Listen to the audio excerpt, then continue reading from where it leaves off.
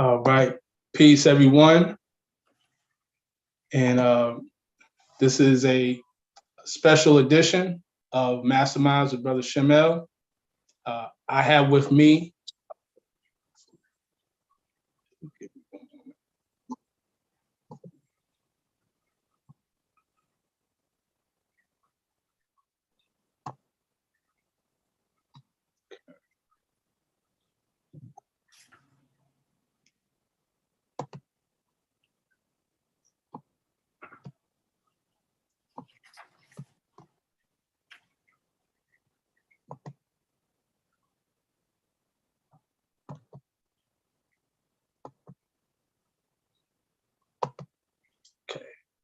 cool. Sorry about that technical difficulty. All right, so we're good to go. There should be no more echo at this time. Peace, everyone. Special edition of Masterminds with Brother Shem. I have with me a special guest, good brother, known him a long time. This is our second time with this interview.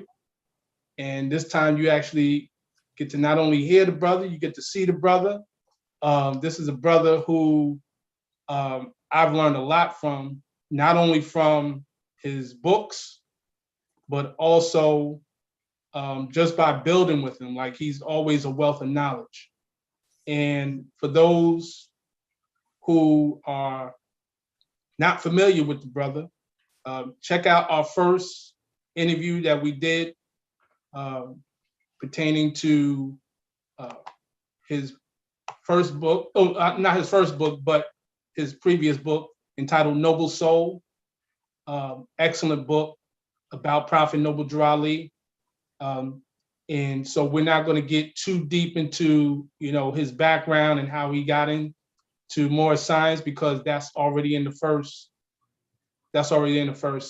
video that you can check out. But I do want to formally introduce a teacher, a longtime teacher of Moorish Science, the teachings of Prophet Noble Drew Ali at the Moorish Holy Temple of Science in Richmond, Virginia. Also, he's an author, a prolific author.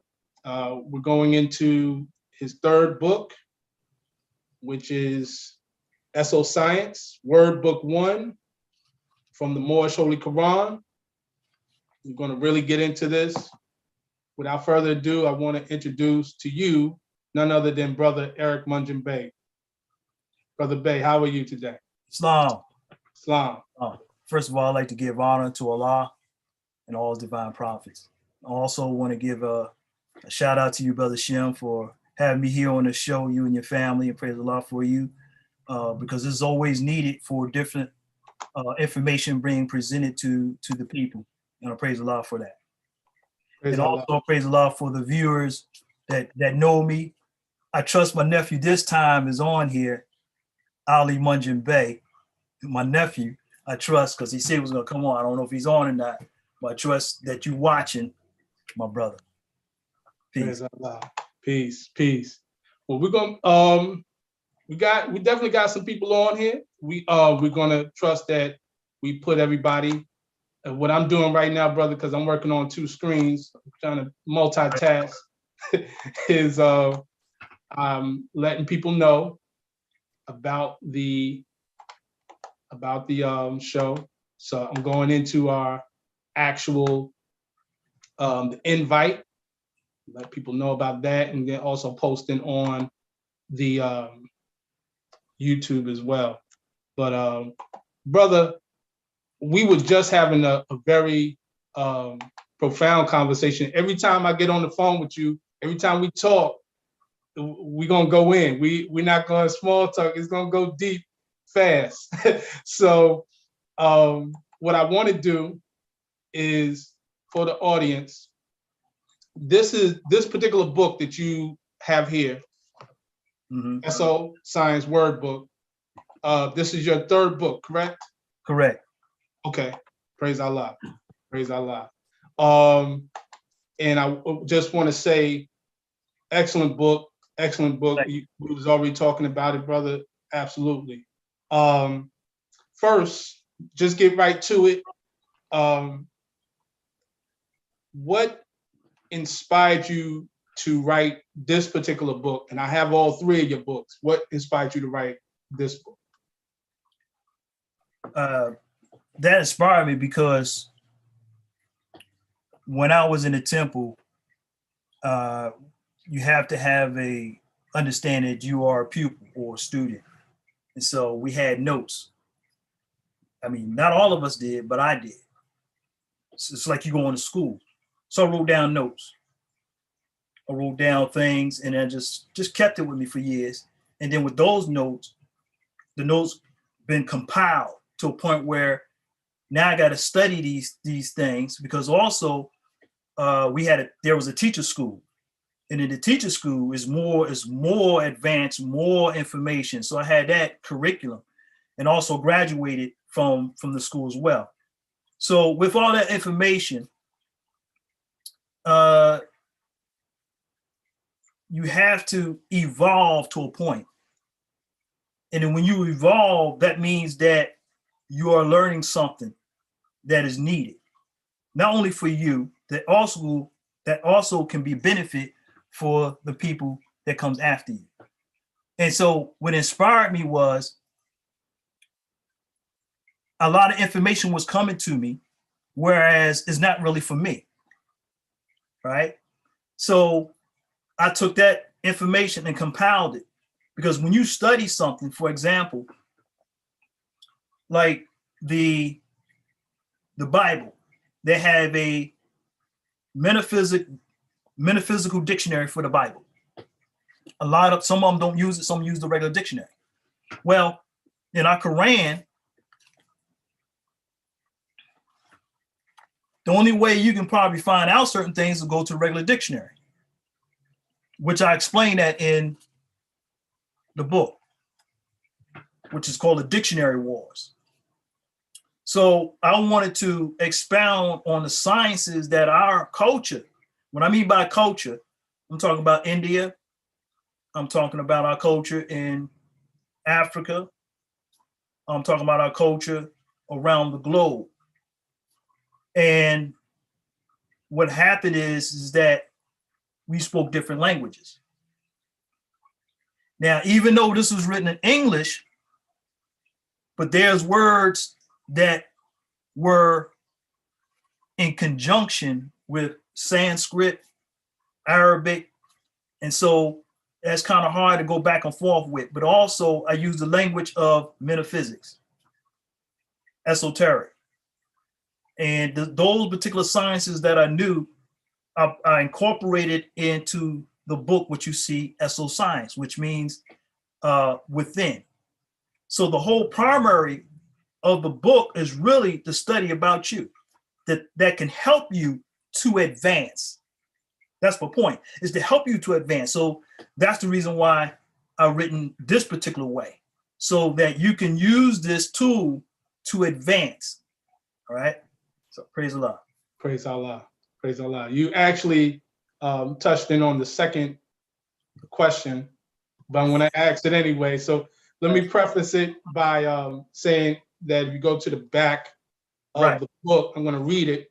It says, this extraordinary Eso-Science Wordbook, Volume 1, is a collection of words and phrases for the Moorish Holy Koran. Its contents reveals explanations, definitions from the front cover to chapter 10. Eso means within, and science is what is known. Front cover signifies that when a book is open, you will learn something new. This book is the material incarnation of knowledge and wisdom. The spotlight signifies special attention is needed, which indicates that the observer should recognize for their instructions. Noble Drew Ali's great missionary work is to bring his people out of darkness into marvelous light. This symbolic red door is for the opening energy. Therefore, the reader, observer, should always approach each lesson with the energy of acceptance that each door is a new chapter of experience for the inquiry mind. And of course, you have the red door on the back shown here. So my question is, in essence, the term Eso-Science, we know you mentioned Eso means within, science is what is known. However, what prompted you to really make it a point to use that term as opposed to some Moors may say, well, this is more science. Why didn't you just say more science, right? Or just science? Why Eso-Science in particular? When you study yourself, you study within, all right? So I didn't want to use in terminology Moorish Science or any other, because my primary focus is within. There's two, and I always said this, there are two aspects as the individual in the process of learning. 99% that I know is outside me, which means that all the books I read and all these other stuff, all videos I went and tapes I heard and all this, I learned outside me. But what supersedes that is the 1%, that 1% that is within you. That 1% supersedes that because the 1% that is with me, I withheld that, which no one knows. So you keep that to yourself. So everyone has an opportunity to work out that 99% that give information. But be careful with information. Information means that's it's information. People can read, but do they understand what they're reading? That's my point. Lessons have been given, but do they understand the lessons? You see? So when you go through the process, everything was within because you are witnessing it, you are experiencing it yourself. No, there's no one else. Everybody else is a co-star to your own story. You see? So if you take every day the school of life, then you really understand. If you approached it that way, but we're not consciously understanding to approach that way because we in it and we don't know that we actually understand what we into, which I'll get into later. All right. Peace. Peace. Okay, so I'm glad you mentioned about that 1% that precedes everything outside of us, and how with that knowledge of the self, we remain the observer of everything that goes on. That kind of ties into what you mentioned in the back of the book. Right. So I want to speak to the public. I know most of everyone who will be watching this, a great deal of the people who are not watching this, are already familiar with the teachings of Prophet Noble Drew Ali. That said, I know that there will be a number of people who are not familiar from different religions, backgrounds, etc. When we deal with the word Quran, and let me preface this by reading from your book. I always want to go back to the book. And for those who are interested, I did post a link. For those who want to go and purchase the book, go get the book. It's on Amazon. I posted the link there. I want to get into the part where it speaks about the word Quran. And that's on page 13, where it says the power of definition covering. And I'm just going to read the last paragraph. It says, Quran, he read, render, provide or give, contribute a moral service of what has taken place in the consciousness of man, of the results of his working, either intelligently with the law or unintelligently against it, in seeing his own salvation. It gives an explanation of spiritual law as applied to man and women, and tells how to find the kingdom of heaven within. This spiritual analysis of the Eso-Science Wordbook for the Moorish Holy Koran was prepared for that reason. So that being the basis, and I know we both have come across many people from different religions, backgrounds, particularly those from Orthodox Islam. And I think you and I had a conversation some time ago about, the esoteric teachings as opposed to the exoteric teachings within Islam.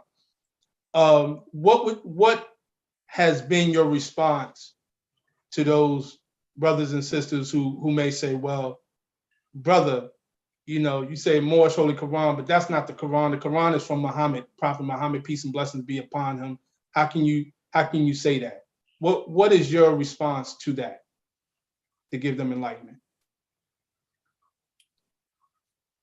As a student is one who observes. A teacher, one who has the knowledge and basis of all information. But keep in mind, what separates people in regards to many books, sacred books, no one holds authority on any other books. That's just knowledge base. It's just like saying that I own the ownership of a tree or nature. Information there's no ownership of information. That's my point. In regard to what we think that is sacred information or what we think is not sacred information, because we have sacred books. The only thing that we understand is information. What make it sacred is the word sacred, or what make it sacred or holy is the perception of the individual. Until you really get into it, because man knows not by being told. If man would know, he himself must be what he know. And so we have to be very mindful that whatever we receive is not basis on ownership. It's like, do you own truth? You see what I'm saying? So we have to be submissive to the will of thinking without critical thinking, without judgment. You see, because what it does, as a child, it'll free up the mind to free up the mind to study on all aspects of all information, because all information is very important to us, whether we agree or disagree, because you have brothers and sisters that had different information from different languages. And then when you translate it into an English language, you're not going to get the natural nutrients or the truth that you should get. So it has to come in different forms. So in other words, I call it many paths. So many people looking for a solution or a way, and what they do, they've been in this one, they've been in that one, they've been here to go through all these different forms of school of learning. Why? Because that's the experience that they have to go through that to see certain information that would help them to evolve. Yeah, peace. Peace indeed. I like how you. This though. Let me say this. Yes, sir. And it's coming from the Apatishas, and I always say this. I always give my opportunity now to say it, which is from the Rad Padishah. I'm gonna read it out to you. Except, as in every book that I've written, except only that which appears to your heart as truth, and let the rest pass you by. For the time being, each come his own, and none can gain his own until he is prepared for it. Right. Now, over the years, some may feel that they are prepared for it. In the courses of my years in the temple back in the 80s, some individuals feel that they're prepared for it. But the teacher knows who is prepared. You see, as a teacher or instructor in martial art, they know which student is good, which student is bad. They know which one has preparation, not everybody's going to have that complete understanding. Your understanding is going to unfold. So we have to have time and patience. And this is what I have developed, time and patience over the years. And with that time and patience, right here it says, the time being each his own has come. His own, and none can gain his own till he has. So I have been prepared for this. What I'm doing, I was already prepared for this. I'm talking about 30-something years. I'm prepared for this because I went as a student, not as can't find a name for, but I went as to understand, to be a student. For example, what I mean that The reason I put emphasis on the student, until you recognize you the student, you're never going to advance at one point. And when I'm saying student, I'm talking about the student of life. I'm not talking about there's a teacher in front of me, I'm a student under him. No, I'm not talking about that. I'm talking about the student of life. When you walk out that door, everyday activity, there's a school. That's a school out there. And then we don't understand that the school is out there. And the school, it's you got a good school, and you got a corrupt school in society. And we have to understand who is going to be the teacher for you for that day. You have to understand who's going to be your teacher. Because you can't be out there in society just going through the emotions, which, capitalize our minds into a point that we be subjugated to the psychology of madness. So that's why I always refer to your Padishad from this particular remark. Peace. Peace. Peace. And that brings me to the, of course, within our Moorish Holy Koran, that part where it says, if you would ask me what to study, I would reply yourselves. So absolutely in line with that. You made a statement about you have to decide, and I could be wrong, I may be getting it wrong, correct me if I'm wrong. You have to decide what is going to teach you. Did I say that correct? Correct. How do you make that determination as a student of life?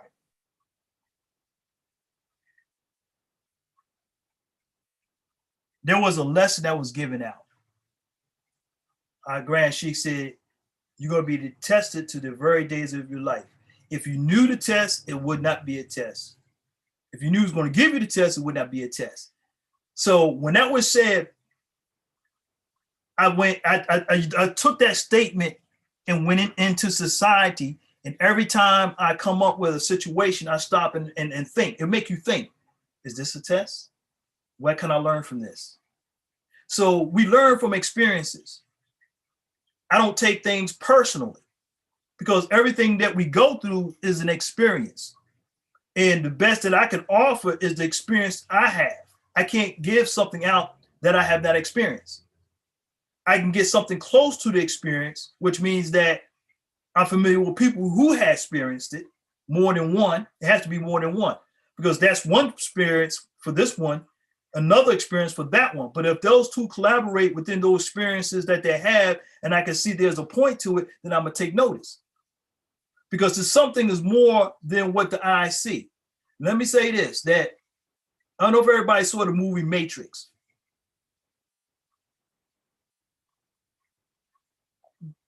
That is a very profound movie on multiple levels to a point where you have to watch it over and over again to understand the message.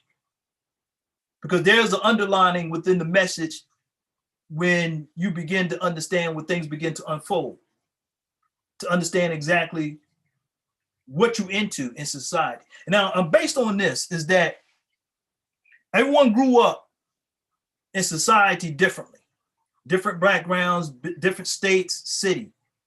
But when I was coming up, there was something about me that's probably different than the norm, because and personally, my mother couldn't have no more children, first of all.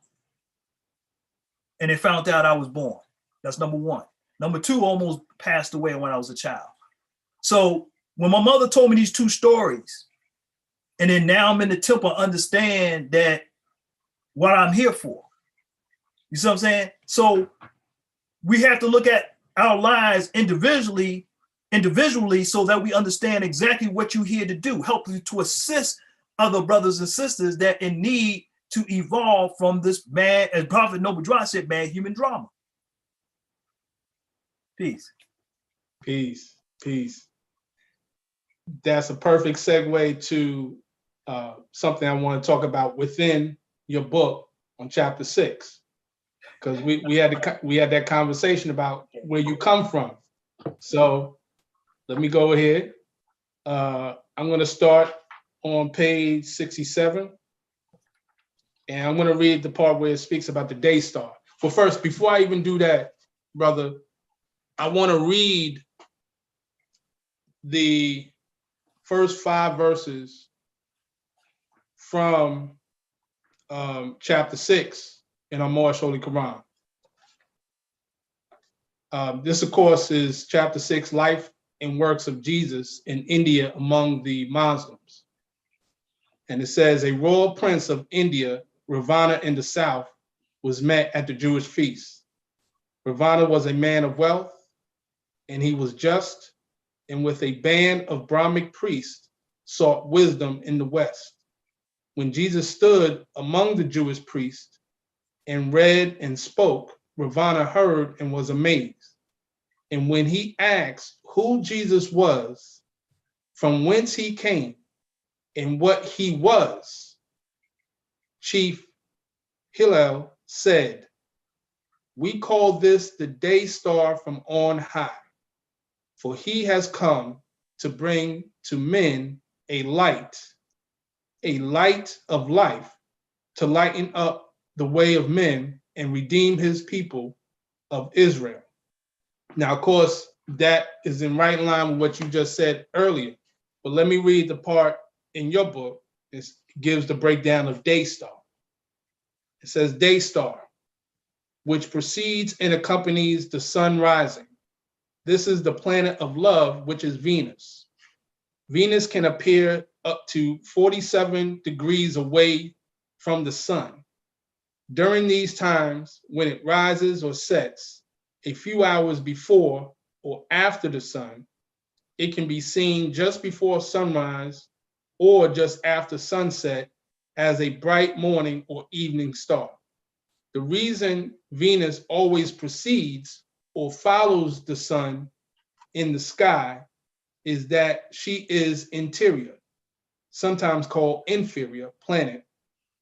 That is, she is closer to the sun than the earth is, because Venus rotates 180 degrees on its polar axis between inferior conjunctions. The extraordinary feature of Venus' cycle is it has a remarkable pattern.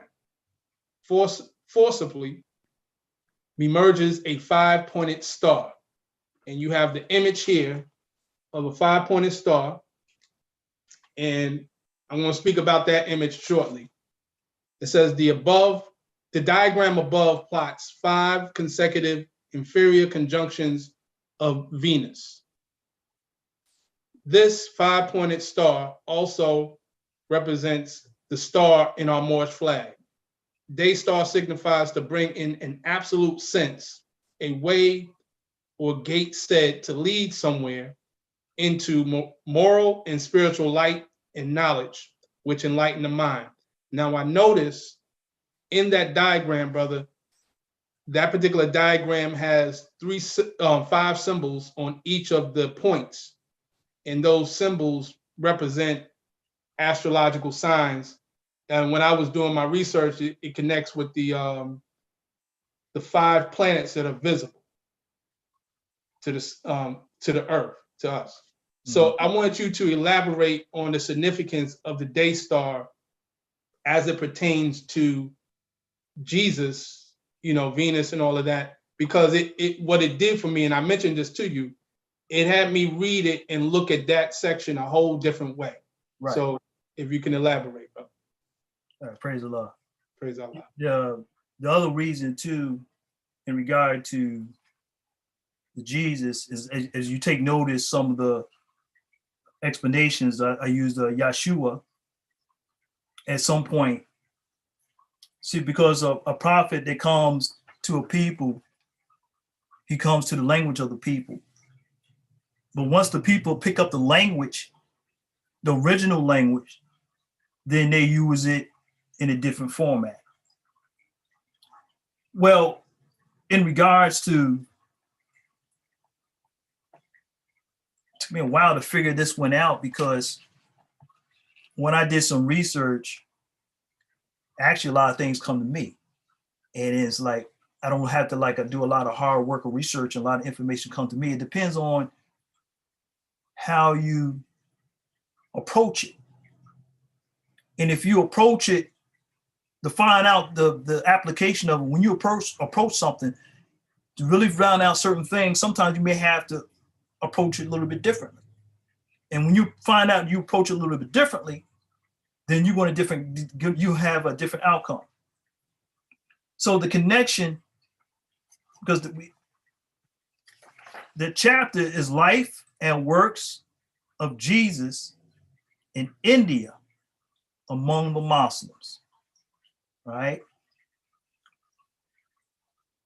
When you read this, and then when it says what you just read, the Daystar, there are some things that we need to learn and understand from India, right?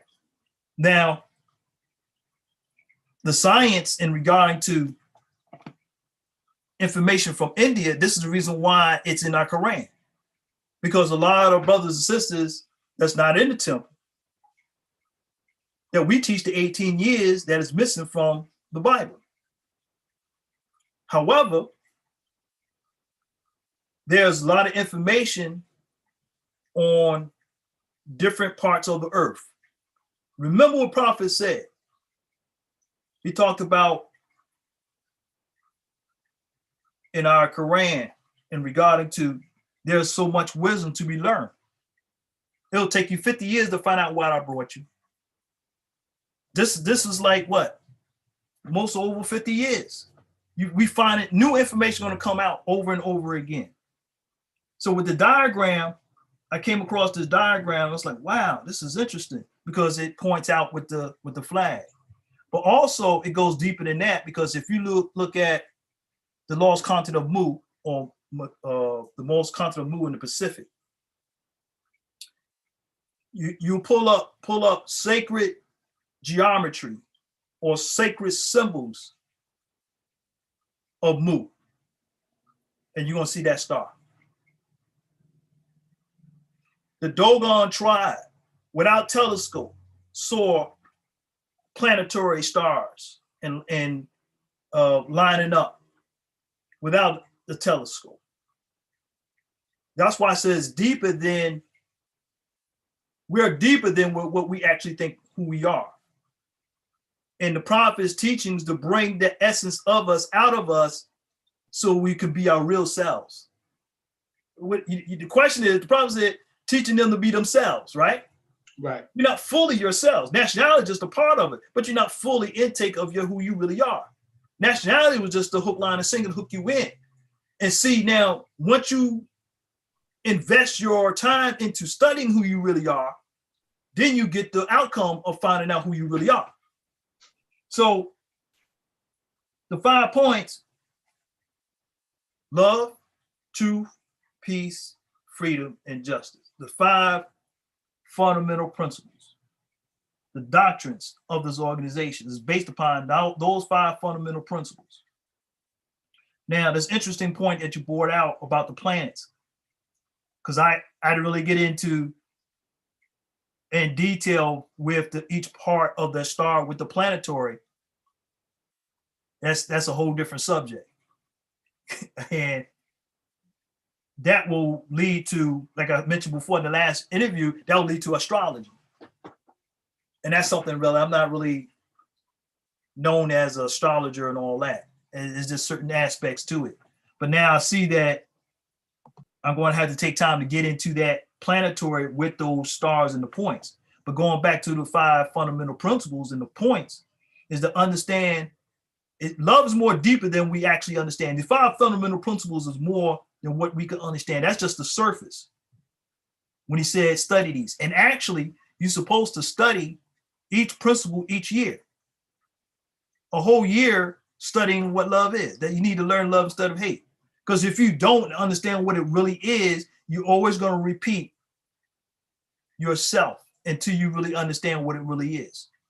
So what you just read, the Daystar signifies to bring an absolute sense or way or gate to lead somewhere into a moral and spiritual light. When you walk out that door and you look up and you see that day, that should be on your mind right there. He's bringing you, you see the light.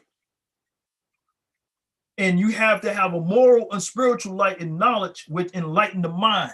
So in each day, when you get up, it's supposed to remind you that you're supposed to learn something within the mind to enlighten your mind each day. Each day, I was told to learn something each day. Every day, I learned something.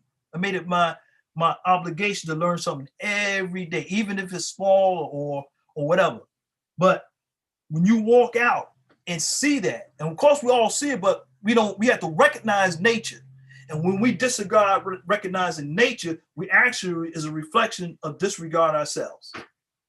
That's a part of unity, which that's a little bit heavy in a sense of going back into unity. Peace. Peace. Peace. Good stuff. Brother, you said so much in that frame. I want to touch on one thing, which is going to open up, it all ties in. You mentioned about the Dogon. And what it brought to my mind was, and we have spoken about this many times, right, is also in your book about cycle ages. Yeah. You know, we measure time by cycle ages. When you're dealing with the Dogon, the path of the orbit of the Dogon, one of the paths deals with 52 days. Mm-hmm. 52 is a very significant number. Now you can go as deep as you want to on this, however you feel, but I want you, 5 and 2 is 7. I want you to elaborate on the significance of these cycles that our ancient forefathers were in line with, and how that can be applied today by us as Moorish American Muslims. Let's go into a historical background into information from the East. And the books, I have books, my oldest book is like in 1800s. I have one here about 1913 and so forth.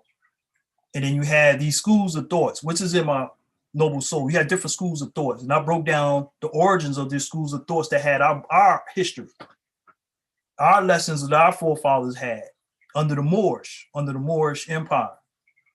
And you had certain sages. Not everybody was privileged to enhance themselves within those sciences because of the lower self. So the 52 days is history that our forefathers have about each cycle. In that chapter 2 in our Quran, we govern ourselves by cycle ages. We have the age is like the age of Aquarius, the age of Piscean age, and all these other ages. But there's an age specifically for you that we're not being taught. Now, why there is no unity? Because we're not in unity with the cycle age that we're supposed to be in, which means that 52 days is one cycle. After Ramadan, I was getting a lot of texts. You observe Ramadan. I get this every year. I said, no, I don't observe Ramadan. And it's just, so why not? I said, because that's not in my cycle. What does cycle mean? Then I have to go explain to them that when you are born in this earth, you are born a specific time, specific date, specific year, specific sign. So when we open up our Quran and it says, know thyself, these things, that's a beginning to know who you really are. So that make up who you are, not really are, but make up who you are to become. So I know the day I was born. I know the time I was born. You only have one birthday. Everything else after that is an earth day. But the most highest thing you can celebrate in all of the world is your earth day. And that earth day is sacred. But what we do on the earth day, we get drunk, we go out, we go partying, we just blow it all away. And the 52 days in the lessons After your birthday, you count 52 days. That is complete for one cycle. The next 52 days is your second cycle. Next 52 days is your third cycle. You do that 7 times because you know 7 times 52 is 364. All right. And they always say the leap year and all that, 365. Within those cycles, you have 3 divisions. One is your life cycle, the things that you deal with in your life that help you through life. Second is your business cycle, the things you do in business, and your health cycle, the things that you do in your health cycle. So Ramadan's fall into my category of health cycle. So my health cycle doesn't line up with Ramadan for the 52 days. So I'll fast on my cycle because that was the frequency that I was born on earth in. The problem is when we don't line up, we don't have a balance in life because we're not balanced with the cycles that we're in. So that throws us off. We do things out of the cycle and we're trying to get track on certain things, but we don't know how to do it because that's not in your cycle. I tested when I first learned of the cycle in the 80s. And the first cycle is usually your best cycle. Every first cycle, I bought a house, I bought a car, I bought everything in my first cycle went no problem at all. If you do something outside your cycle, you may have some problem. If you look in your business cycle or your health cycle. So the health cycle will explain what to eat, what not to eat, which I don't eat meat anyway. So I really don't have to fast on that particular point where I need meat and now I got to fast from it. It's a whole different journey. You know, I can adjust to that because I eat a certain diet. But however, the information that was taken away from us and the Rosicrucians got all of our history into the sciences that we do. And that's what it came from. It came from the Rosicrucians. And as a matter of fact, Wisdom of the Mystic Masters is the name of the book. And that book was for certain students at the time when I was coming up. And then got to a point where they said, you know, now we know not everybody going to do it, but y'all need to know something that y'all need to know and study. And they had the opportunity to do that, and he was right. They didn't do it. They have it, but they didn't maintain it. So when we understand how to work with those sciences in regarding to ourselves and apply to ourselves, then we know how it's important that we came on this earth with a certain vibration or frequency. And let me say this, that may throw people off. If you have to breathe a certain way. Let's go back to the holy breath. If you breathe in, your stomach should expand. That's breathing in correctly. If you don't breathe in that way, then your balance of life is going to be, you're not going to be balanced. You have no balance of life because you're not breathing the holy breath in oneness with the same breath that you came in earth with. You know, you kind of like out of whack because you're not breathing correctly. And then you can reverse it. You have the opportunity to reverse it. Every baby breathe correctly. At one point, it's going to change it. And we need to understand when they're going to change it to a point where they start breathing that way. Because that's what you call a chest breathe. You don't supposed to breathe from the chest. You're supposed to breathe from the abdomen.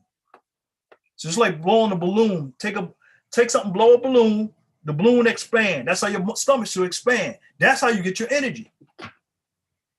That's how you get your energy. Your chi, they call it chi, your energy. So it's very important to understand the cycle that you're in so you be in line with the universe. You be in line with nature. Your natural resources is within you. The only way to get out your natural resources, you have to understand what you are, who you are. Peace. Peace. Brothers and sisters, that was a master class right there. If y'all didn't catch that, I'm just telling y'all right now. Play this back. Y'all should have took notes. Brother Eric Mungin Bey, I told people they're gonna have to take notes when you're gonna get on here. So I just want to let you know. I hope everybody's taking notes. You gave some wonderful jewels. Also, I am I thank you for going in as deep as you went. You didn't have to do that, but praise Allah, honest for you for doing that. You even gave a reference, wisdom of Mystic Masters, right, which you put me on to. Praise Allah, and it has worked well for me. So praise Allah. Speaking of the Rosicrucians, for those who don't know, when you look at the history of the Rosicrucians, of course, it ties back to the Moors, with the founder learning it in Morocco, Fez, etc. So it is Moorish science. Know that for a fact. I want to dive back into the book and get into the aspect of what you speak about. One of the things I want to say, brother, is that you mentioned about the works in India, the Indian writings and things. And one of the things I love about this book is that you took the time to actually break down a lot of the Indian names and the terms, the names of the people, the places, and things of that nature. And I think that was very important because a lot of times in a temple meeting, we will read these and it's almost like we gloss over it because we don't really know, or the average person doesn't really know what that word connects to. We know names a person, but what does the name mean? Right. And what is the history behind the name? So you actually took the time to do that, which I think was a great thing. In the page 93, you speak about the universal laws, the 7 universal laws. And you mentioned how 3 are absolute, the other 4 are mutable. So one of the things I'm reading, people who see it can read it, but I've automatically drew back to the Kabbalion in my earlier studies, with the 7 Hermetic principles, etc. What would you say in terms of the connection? Because we know that this science is ours and it's in these different books. And like you said, no one has a monopoly on truth. Right. What would you say for those who are studying in terms of these universal laws and the Kabbalion, how it connects with the Moorish Holy Koran and how that's a useful tool to apply and not discard it?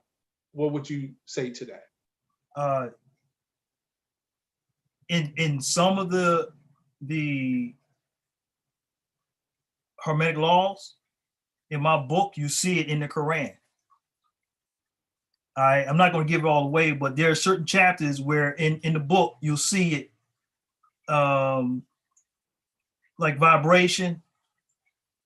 I don't want to give it all out, but vibration, you can find that in the Quran. Absolutely. Find polarity in the Quran. You can find rhythm in the Quran. You find cause and effect. To give you the information, I give you one. Chapter 2. Law governs all events, for example. So which one of these that it ties in with? Law governs all events. So there are no happenings, law goes all events. So they're in the Quran and the literature. And it's important to understand because life itself has certain rules and laws. And we've been misrepresented in a whole different format of what really laws are. The mind have a way to take off in a different direction. And it's the mind can very easily to manipulate. We're not strong as we think that we are, because there are certain things out there of an item is more stronger than your thought. I give you an example. One of my teachers used to teach about this. He said, you know, big as you are, he was talking about a brother. He said, big as you are in general, not particular anyone, but he said in particular, like in a way that most of our people smoke a cigarette. And he'll say, big as you are, and you got more sense than a cigarette, but you know the cigarette is going to kill you. You know, so he exposed the weakness of man. We don't want to talk about it. The very thing that you don't want to talk about is the very thing that you need to study. That's coming from the process of studying yourself. The very weakness, the thing that you have, is the very thing that you need to study about. And then you find how strong you are. Because the weakest part of you are the strongest part. But you're so weak you can't understand the connection. So everything vibrates. Everything. We think vibration, you got to see it. Everything vibrates to a certain frequency, just like frequencies. You know, there are certain frequencies of certain megahertz, right? I don't know if everybody's familiar with, but I'm gonna bring this out. We're all four elements. Four elements is the makeup of us. One of the elements is water. Water carries memory, right? By water carrying memory, and you know the system, and I call it the system. The system knows the weakness of man, so he put things out there to disrupt our system that we have in the body and put certain frequencies in the body to disrupt the flow, our flow. Then we become unbalanced. We become more weaker than we actually were weak before. So I give you a clue about how music affects us, because what makes us move is the water, the body of water, the body movement of water. So the reason why we move that way, because the body of the water moves. Now, we don't know what we move into. Not everybody moves to the same beat. I'm a drummer.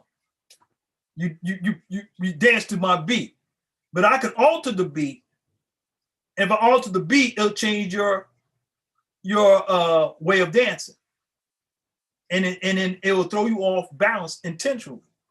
It's a lot of different sciences in that, how music can put you out of whack, and music that can align you with. Now, I'm gonna give you a very good personal thing that I do. If you go on your phone and you pick up megahertz for body frequencies that help your DNA, help your chakras, play that before you go to rest. Play that before you go to rest. Now, the reason why I said that, I've been doing it for the last couple of months. I can't. I've been like, check this out. I went to the doctor. Something occurred. I said, all right. It's all right. I stopped playing that. I had to go back to the doctor. You made a tremendous recovery. You made wow. What did you do? I didn't tell him what I did. So it's something I experienced. Now, to even go deeper than that, as I mentioned, water carries what? Memory. Take a glass of water, play in that, and sit it next to that water. When you wake up in the morning, drink that water. Do that for a week, and see some changes. See some changes. Now,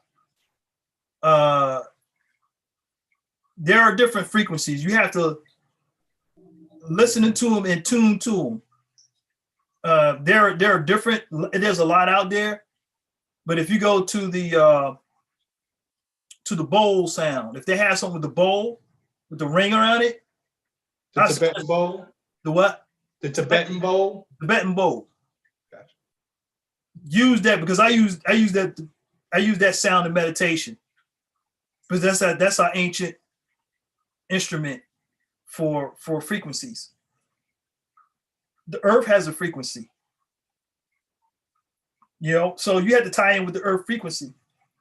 And anything that disrupt our form, now it won't work if you're not eating right or doing other things. It takes some time for that. Don't look for a miracle, because you got to eat the right thing and do the right thing. And also you got to be mentally balanced on that. You can't be hard on yourself. You can't have the negative emotions. You know, so you have to have intake of that, and also, you know, your breathing technique.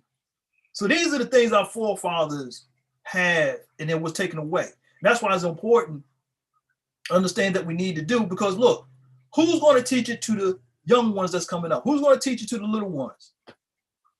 You know, I was born, raised with my grandmother in my house. So a lot of people don't even have fathers in their house. But the point is, there's no excuse for it now, because when I came up, there was no internet. We had to really go to school. We had to go to lectures. We had to go to the seminars that Ivan Van Sertima, Dr. Ben, Dr. Clark, and all that. I had to go through all those things. All those people go to Schomburg and New York and the museums. We did footwork, the information. So now to get internet is easy.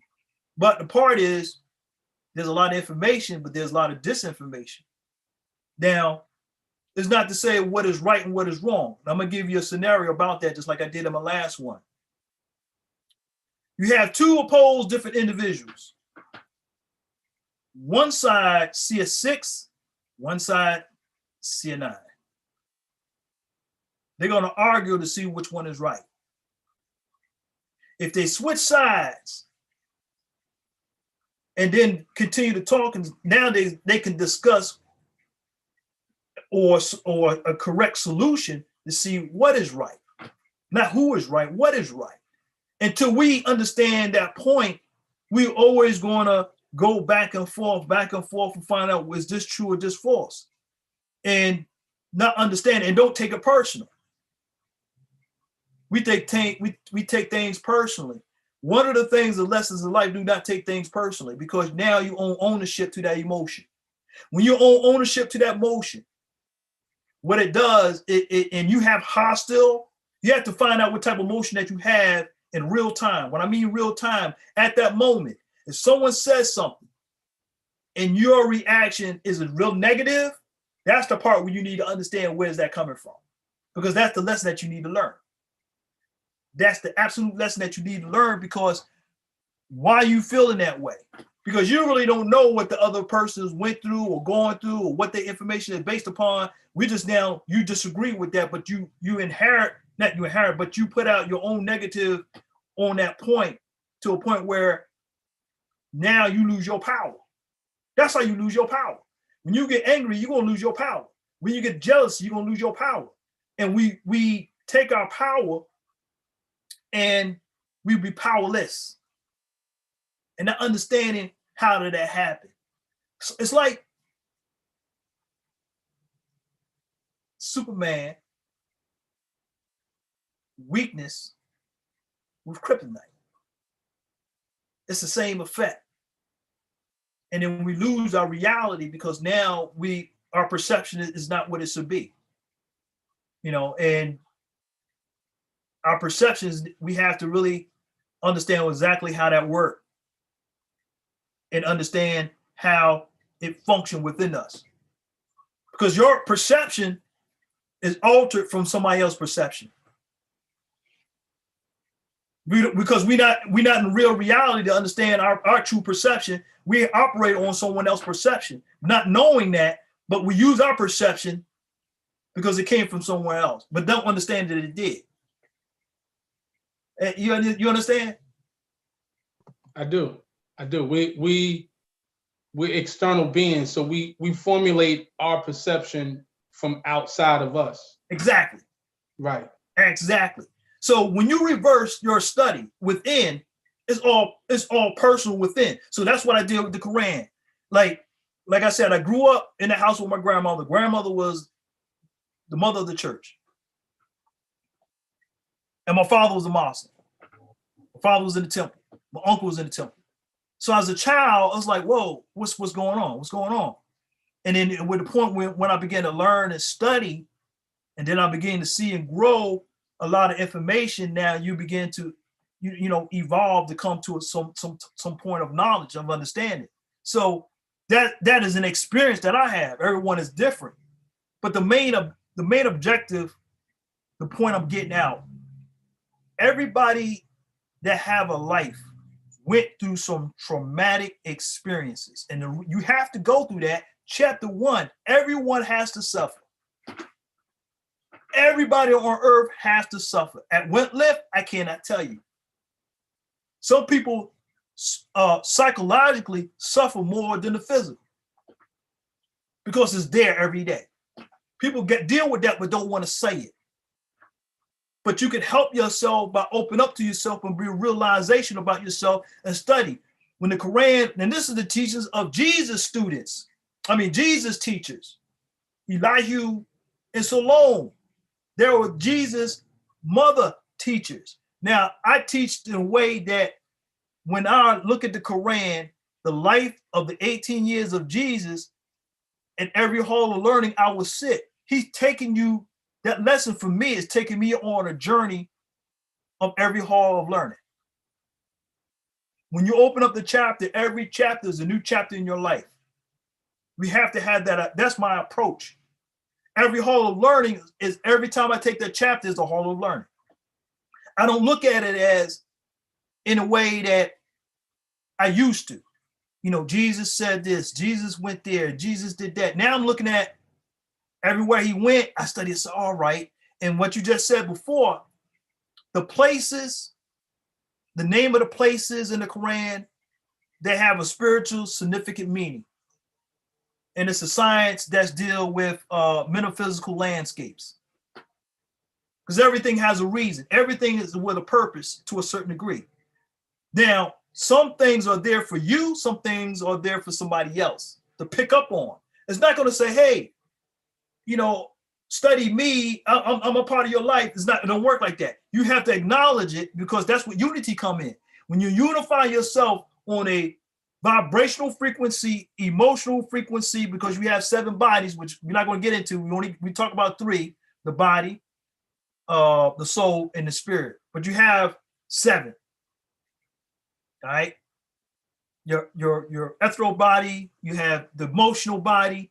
Once you're in line with all those bodies, seek ye heaven, the kingdom, seek ye first the kingdom of heaven, all these things will be added unto you. Now things will come your way, because you know what? Now you become the Lord. Chapter 1. Man is the what? Man is the Lord. The Lord of all the plane to manifest. Right, but he gave up. He with the fall of man, he gave up his birthright just to gratify his lower self. That's why. So your weakness is a part of your lower self. That's the fall. In the physical. You fall into the physical body, and then you take on the weakness of the physical body and entertain ourselves with society, not knowing who you are and what you really are or capable to do. And that was done deliberately. Alcohol went up in North, when coming up in North, it's like every block, a couple of blocks, drugstore. Every couple of blocks, liquor store. And not run by our people. My father had a business. It wasn't a business that we should have been in, but my father had a bar and grill. He had a business. My uncles had businesses. So I came in a household where our family had businesses. So, matter of fact, growing up, I see Moors had businesses in the 60s. Integration came in, they sold their businesses.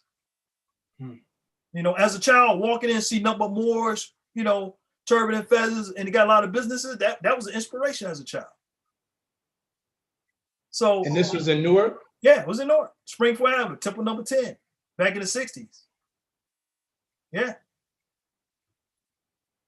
After the riot, that riot was, the riot in the 60s, man, everything was gone. When we were allowed to go outside, everything was gone.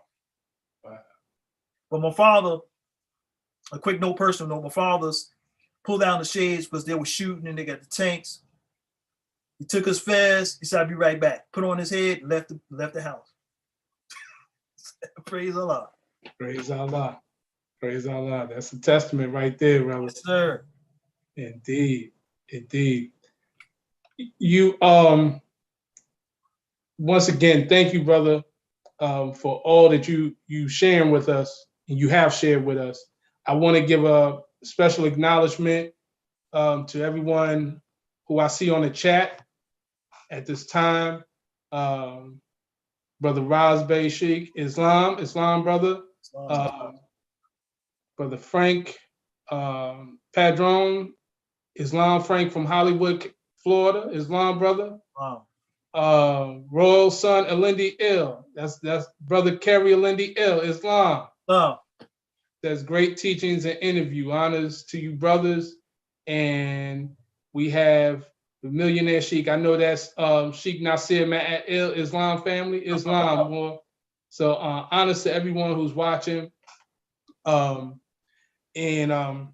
want to say, I don't want to hold you on long. So what I would like to ask you, is there any points that you wanted to share with the family at this time? Oh, yes. Always have. And it seems like the older I get, the more,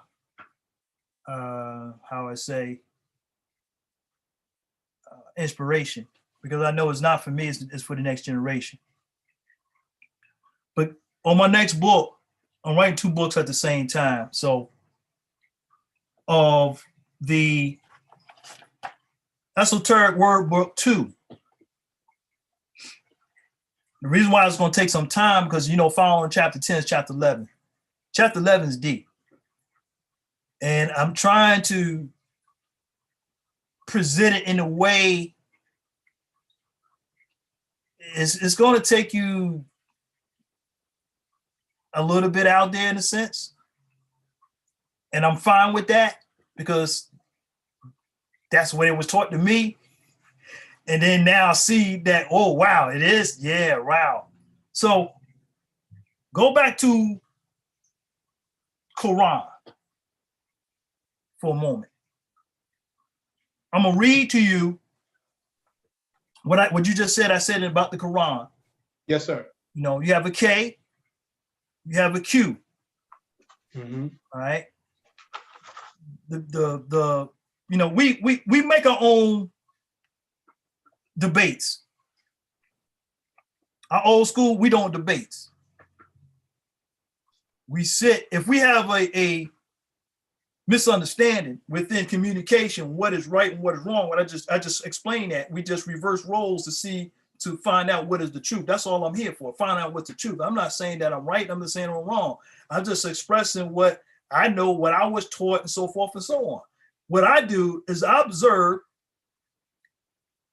and based on information I give, I observe, sitting back and observing with longevity. I'm not saying that, hey, a lot of brothers and sisters may say, I've been in the temple 50 years. I've been in the temple in the early age, and there are those that have been in the temple longer than I have, but it's the spirit of what you have in you that determines how old you really are. All right. So I'm going to read to you a brief on the next book, but this won't be coming out. I have another book coming out called Realize, which is dealing with lying.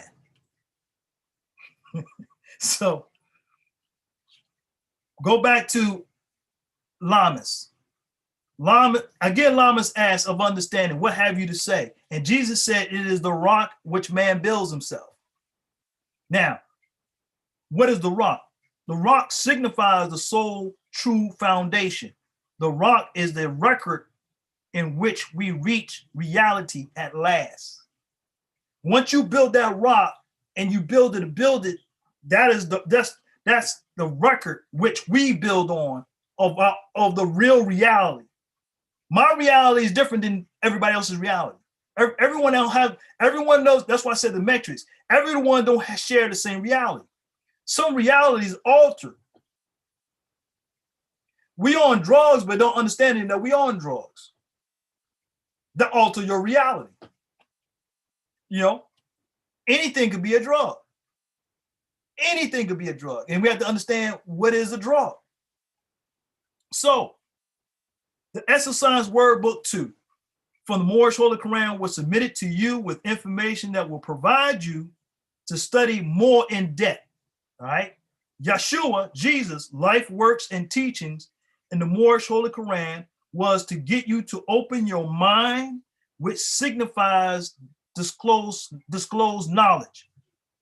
This statement by these lessons simply suggests that once you fully commit to building your understanding, you will see that the philosophical meaning of these words were instrumental to the aid to your evolution. Focus on the lessons in which all persons, places, and things that are acted upon in your Holy Koran. I'm gonna stop that there. You have to focus. The things that you don't focus on, you bypass it. That's why I put it in the book about these places. You're gonna bypass it. And my point was, wait a minute, what's that place in the Quran that what that signifies is what's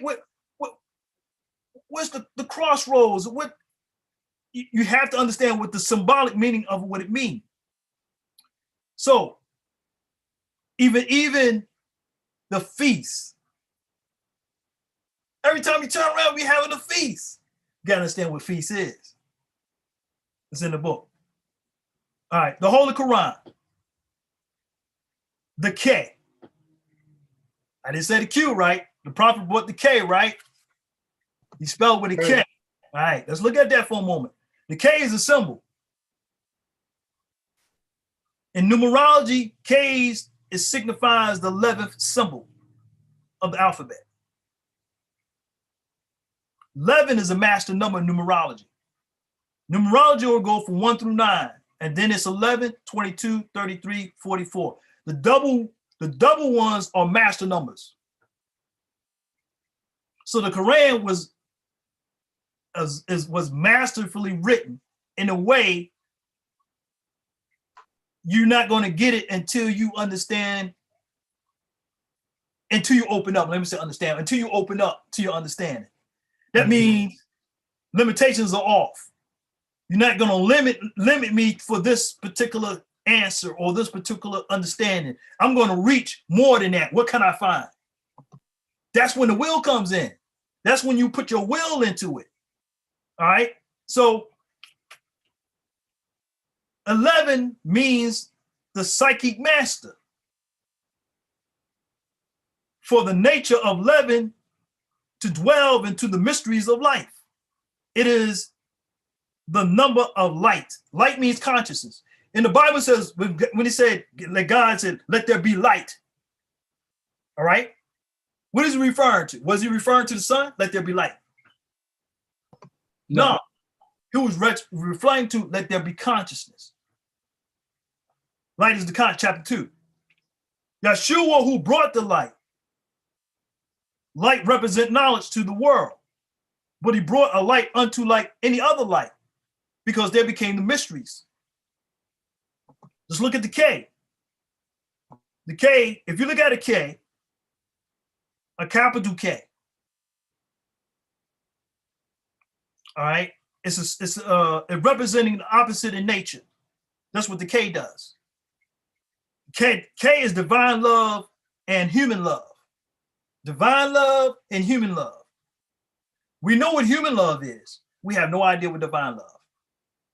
If you understand what divine love, then you're on that frequency. So, for example,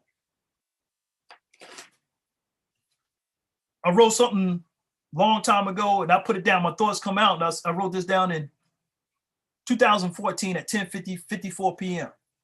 This is what came to me. Let love be the fragrance of your aura, so that one will absorb the pure essence of you. And I wrote it down. So I kept it ever since.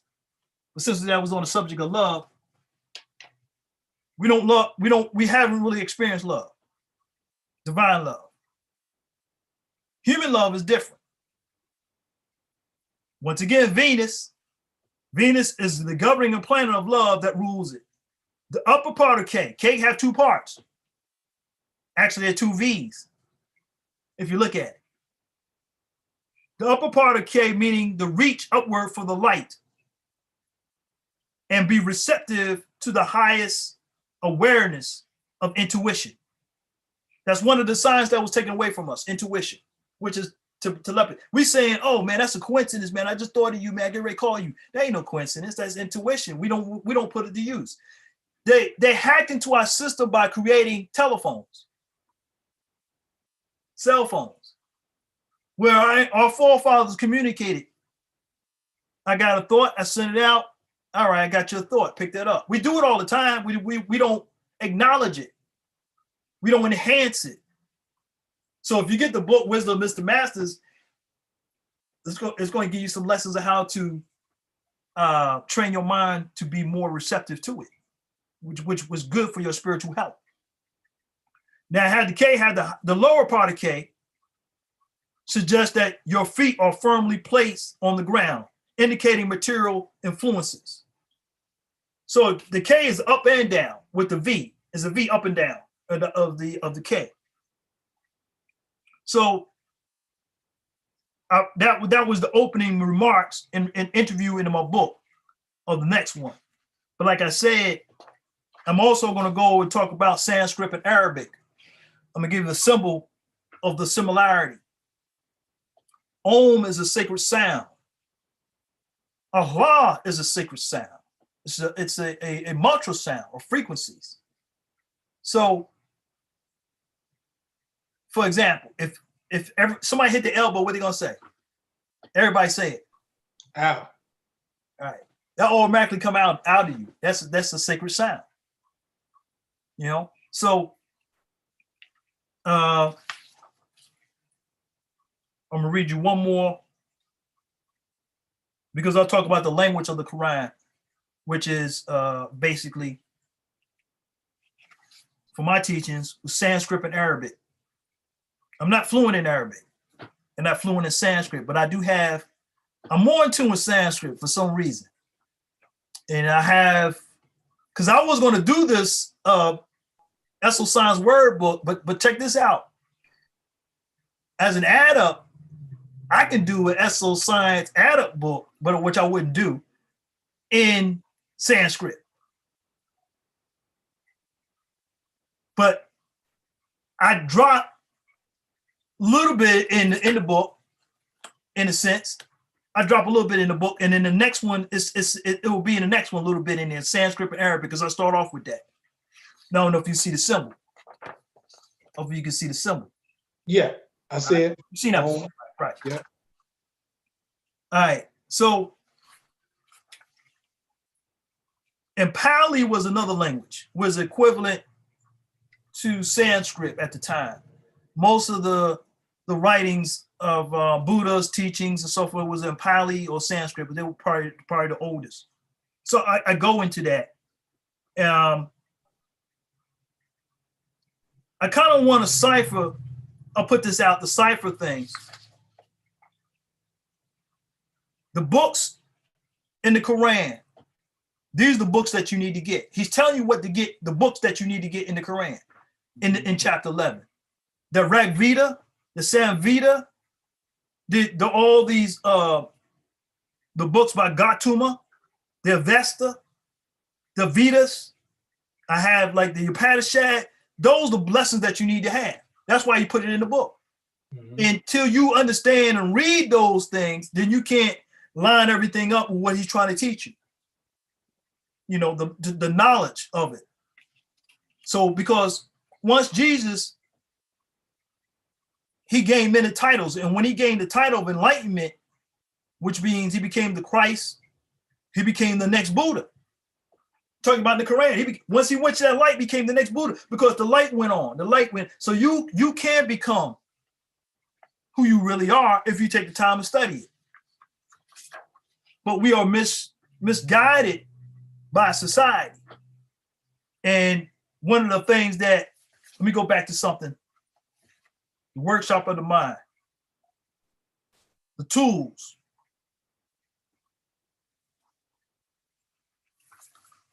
I'm not going to get into the tools. Let's look at, the different tools. Let's look at the word tools for a moment. My family are carpenters. Unfortunately, I'm not. All right.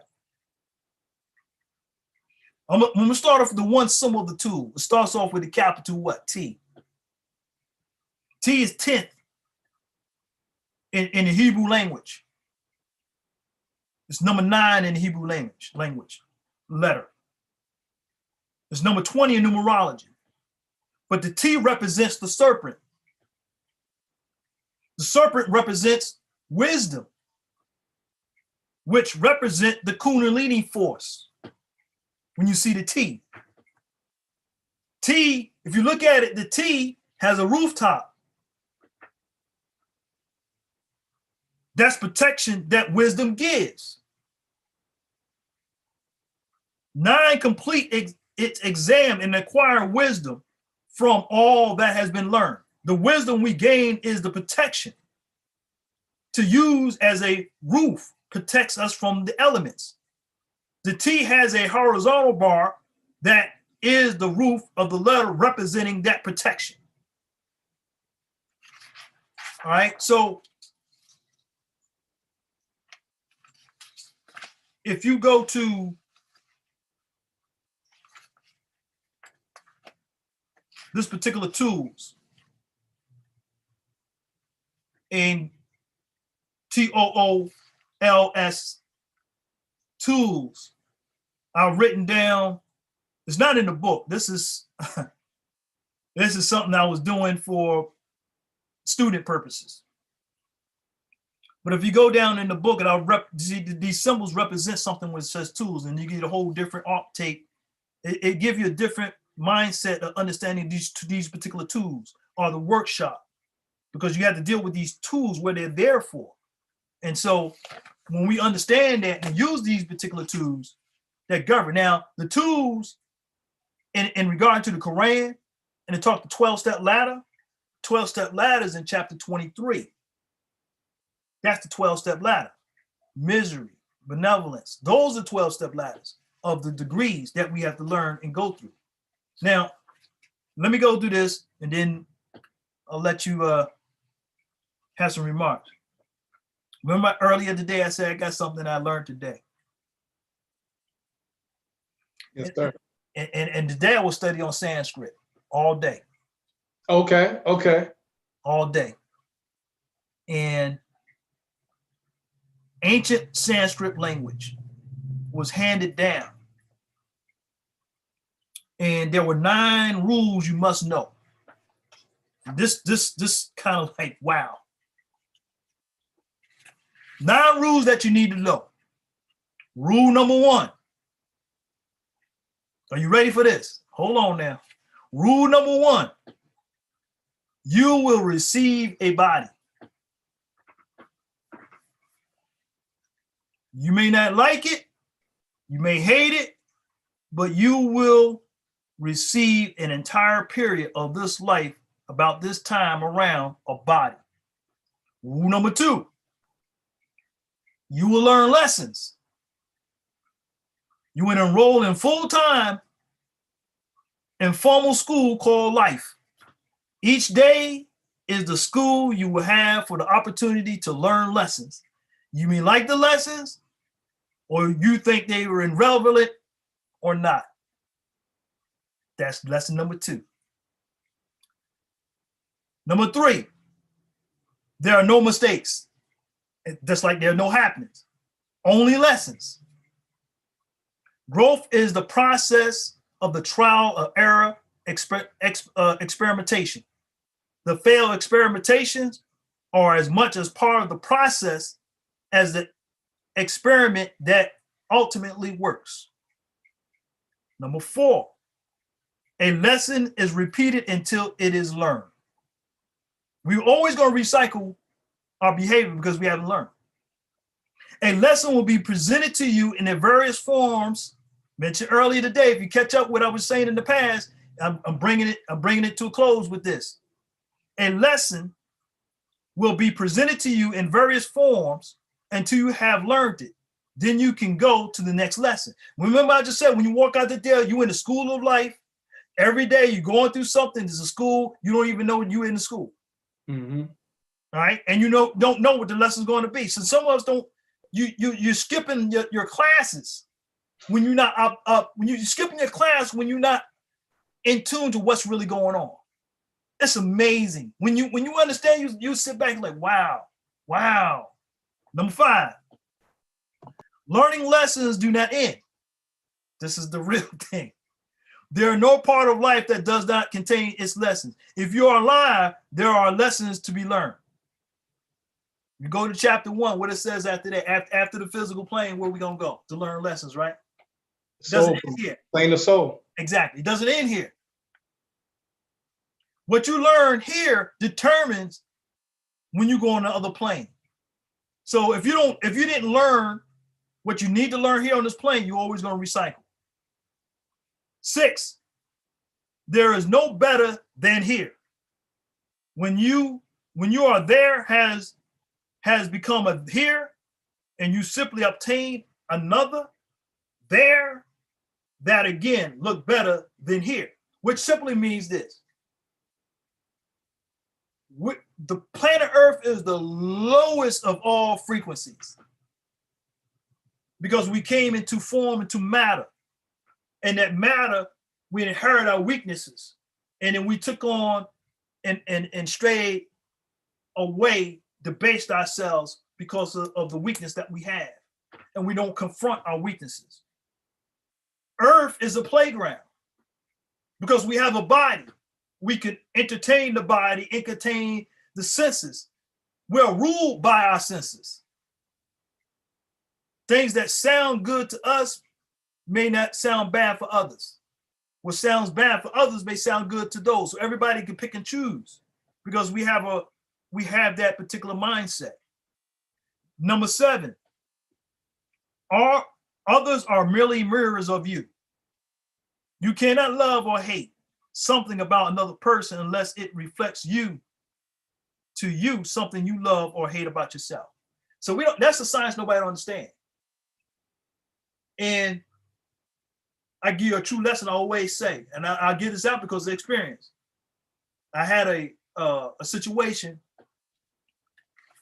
someone really got me real heated to a point I wanted to, physically.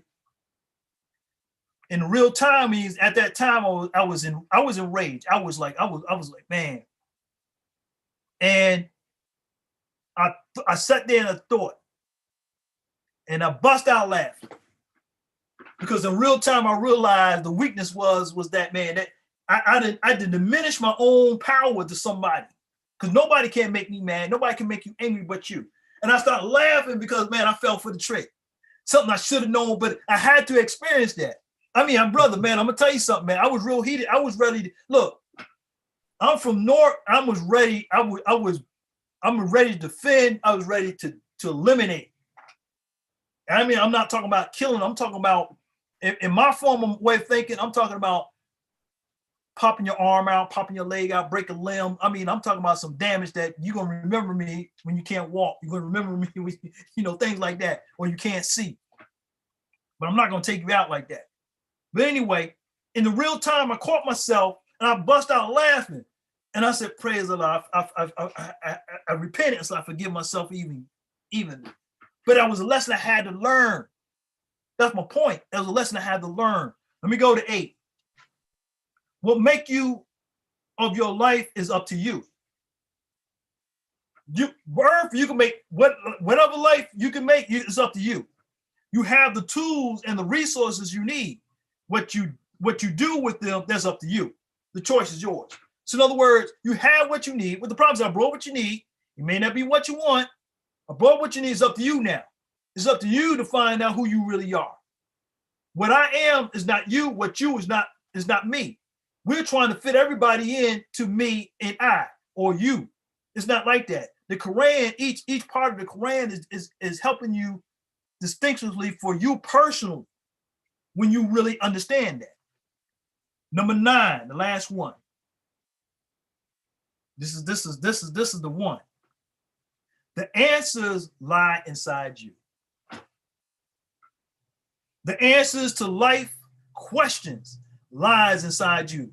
All you need to do is look, which means observe, listen, and trust the information. That goes back to our teachings. Now, to sum that up, this is what got me today. After I learned to study all this today, because I did a little bit more, we talk about like the ministry of death. I did something on that, but if you understand what you were,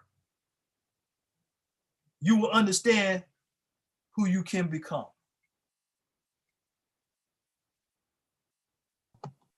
I'm gonna say that again.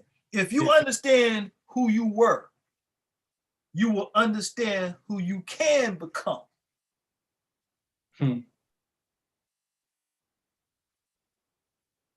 That's something you had to marinate on. You really do. You don't know who you really are. True. Prophet told you and give you information to get to that point. Right there in the front of the Quran, to the highest plane of life. You don't know who you were in the other planes. That's right. When you come here, your memory is wiped out because you can't take it. Masterminds can trace themselves. That's what we talk about in the Quran. Masterminds can trace themselves back. But you're not a mastermind. Right. So we're trying to figure out really who you are. Beyond the flesh. Because it doesn't stop here. Exactly. Earth limited you to a point where I'm only limited to a nationality, and that's it. And you and you go through all these formalities, but it's beyond that. If you really seek and understand that, it's like, whoa.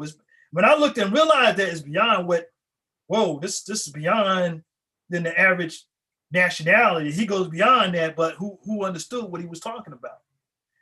And key point, that's why the Jesus Nazareth 18 years was in there. That's just a hint. What I am, all man shall be. Yeah. What I can be, what you can become. Exactly. Another Buddha of enlightenment. There been more than one Buddha. When we was coming up in Buddha, we thought it was just one Buddha. There's more than one Buddha. Absolutely. See, so I praise Allah that we have to learn something every day outside ourselves. And don't take for granted that your faculties, don't take that for granted. Because that also the illusion. When we go to spirituality, when you study spirituality, you study outside your 5 senses. So you have to learn how to do that. In order to do that, you got to take your 5 senses out of learning. You have to study that. It's not. You're not looking for what is right, who is right, who is wrong. You're looking for the definitive answer to what help you. And it can come from it can come from your adversary, the one that I don't think is right. It could come from that person that you don't think it's not right for you, but the person could be right, but you don't understand. And the person that you think that is right could be the wrong one. So in other words, our grand, she says, listen, who grand she gonna? It's like, I have instructions, but I don't follow none of them. Because they taught me to follow the prophet's teaching. Mm-hmm. Prophet's teachings is different than every generation I see. It's different. And believe me, I sit back and observe. Each generation I see, it becomes different. But I don't say nothing. As soon as you say something, you're going to get attacked. The point is, I'm not to a point where to say something, I am an observer. In my position,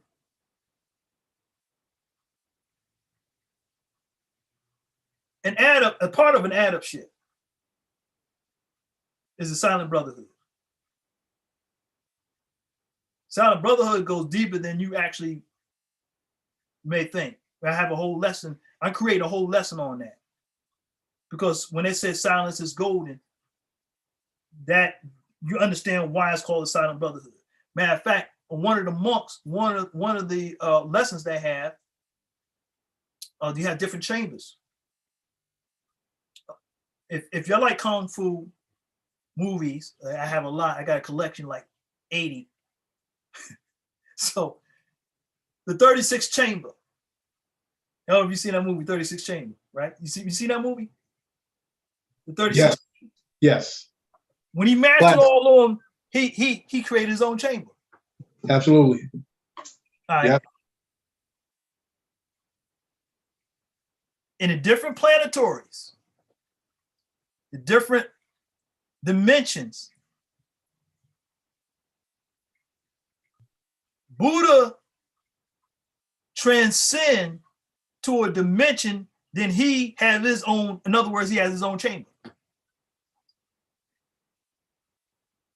If you reach that height to your higher self.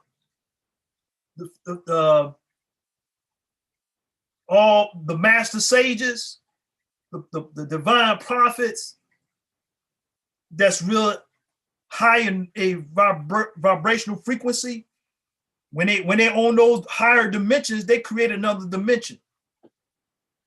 Just like the chamber. That's why I brought that out. So the 26th Buddha of enlightenment, you have different Buddhas. One movie, I'm gonna get a movie out. Little Buddha. Watch a movie called Little Buddha. If you haven't, watch a movie called Little Buddha. It's going to talk about reincarnation, but it's going to talk about the masculine and the feminine. You gotta watch it more than one time. There's multiple lessons in that movie. Multiple lessons in that movie. So praise Allah for, like I said, I just gave you what I kind of was studying today. You know, Praise Allah. Praise Allah. Praise Allah. For the gratitude. Definitely. I want to, before I get in and do some final remarks, I want to just go in and just read, because the chat was getting busy while you was dropping them jewels. We got Magneto TV. Says, let me see, it says Islam Moor, electromagnetic reverse pragmatism, pure plasma energy. I guess he was building on while you was going in. They have Ashley Davis, Islam Moor, Leos Bey from another. Oh, okay, this is Leos Bey. Okay, Islam Moor. Definitely, and we have Richmond, Virginia. Definitely in the house from Magneto TV, as well as Keith Chambers. Co-worker. Co-worker. Islam, praise Allah. And my wife, Kinky Curly Straight Talk, she's on Islam. She gives up Islam. So everybody's enjoying it. You definitely gave us a wealth of knowledge. And I'm so appreciative of your time, because honestly, I can give you 50 more questions just over what you said, but I don't want to take your time. Look, you never know. And I have to say this because it is reality. We got to face reality. We don't know how long we're going to live. We got to face the fact. We don't want to talk about it, but you could be here today, going tomorrow. People will talk about, man, I just saw him yesterday. He just was. So time is irrelevant. There's no time. Indeed, you are right. You are right. For me. You right. Personally, for me, there's no time. You right. Because time is well spent, because time is needed. Right. Absolutely. Absolutely. With that said, let me ask you this question, brother. All right. And I'm going based on my experience, because I've heard this asked of me multiple times. When we speak about the study of self, as this whole conversation has truly been about the various aspects of studying self, people will say, well, that sounds easy, right? What you're talking about, you know, controlling yourself, like you mentioned about what you had to go through with your emotions, and again, you also dropped a jewel about seeing others in you, the mirror. I went through the exact same thing, where I had to stop and I had to be the observer of my own emotions. Right. You feel what I'm saying? But we study those lessons. So there's people who be like, you make it sound so easy. You make it look so easy. You always calm. But yo, I can't, or anything dealing with a discipline. For that type of person, what would be your advice as far as the first steps to take to get there? Study martial arts. Praise Allah. Study. I study Tai Chi. Yang, under the Yang Foundation. Yang Chung Fu was born 1903, passed away 1994. Interesting story, but I'm from that family tree. My teacher is Linda Karim, who was married to Benjamin Karim. Benjamin Karim was the secretary for Malcolm X. I studied under her for 5 years. Tai Chi, reason I recommend Tai Chi is because it gives you discipline just as well as other martial art. But I refer to Tai Chi because it deals with the elements. It deals with the fire, the earth, the water, the air, the energy. You implicate yoga with that. So that would discipline you. You have to discipline your mind, because we in a society is not disciplined. We in a society that of competition, whether personal or impersonal. I like the Dallas Cowboys. I like the Redskins. And then you have a competition with people who don't play the game, but people who are fans to the game. So we're in a society of competition. And then once you realize that we're in no competition, till you realize that in life there's no competition. And we have to look at the way I study. It's not for everybody, because mine's is unconventional in a sense, because it's different. But I didn't arrive there like overnight. I'm talking about 30 or something years that transformed me to where I am, and looking forward to transform even more. But it takes martial arts to discipline you. Every child should go to I say every child should study meditation, metaphysical as a child. Children should do this, incorporate it, because it'll incorporate the discipline. In the temple, when our children come to the temple, they don't not get up and down because it's a form of discipline. To pay attention, even as a child, they pay attention to find out what is said, to study, to be a student. Like in martial art movies, you don't see them. There's a lot of discipline in there, and that's, as a matter of fact, in our Quran, it talked about discipline. But as a person that from beginning need a form of discipline, a form of martial art, refer to as Tai Chi, because Tai Chi is slow, but it has power. All right. I trust that'll help a few of y'all out there. Praise Allah. Praise Allah. Yeah. Very, very needed. Very needed. Tai Chi. If I may add, Qigong. Qigong, yeah. Qigong, absolutely. Yeah. Breathing techniques, Qigong. Yes, absolutely. Definitely very, very valuable. Yeah, brother. It's definitely very, they said, Keith said this is very powerful, by the way. This is very powerful. So I know y'all have a conversation. Praise Allah. I thank everybody for joining in and listening to you share your wealth of knowledge, brother. And let me say that I am definitely looking forward to your next record coming up. Everybody who's on the chat, if you have not purchased the Eso-Science Workbook, please do so. I have it in the chat. I will also put it in the description on the in the video.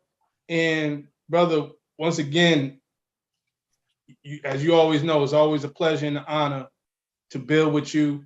And I pray, if it's Allah's will, that this will not be the last time we will do this. I'm looking forward to doing it in the future, inshallah. Inshallah, praise Allah. Always look forward to give information out since the doors of the cabinet are open. And sometimes that we have to realize there's a lot of information that's really, all this is not mine. That's why I said truth or information is free. Is what determines truth is up to you. What determines your understanding is up to you. And that's why I read your part of your Padishad. Until we understand that. And let me go to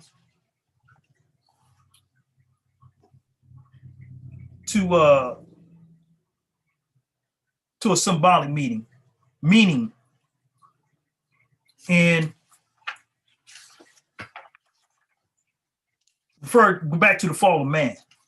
Okay. Because the reason why the weakness in us will say is I can't. When I had the students, the children, I teach Sunday school for the children, and now they're all grown with the college. I said, well, I wrote on the board, these words, we don't say these words. I can't. I said, that's not in our vocabulary in this class. I can't. All right. So the fall of man, I said it earlier, the body is the weakness. Right? Right. Now I'm going to say the soul is the strength. So how many people are being taught what the soul is? What is the function of the soul? What is the meaning of the soul? What is the actions of the soul? But not its essence of the soul, because you're not going to understand the essence of the soul. Right. As the Quran says, no finite mind can comprehend things infinite. Yes. If you're thinking on a finite point of view, though. To leave the finite point of view, you have to leave your senses behind.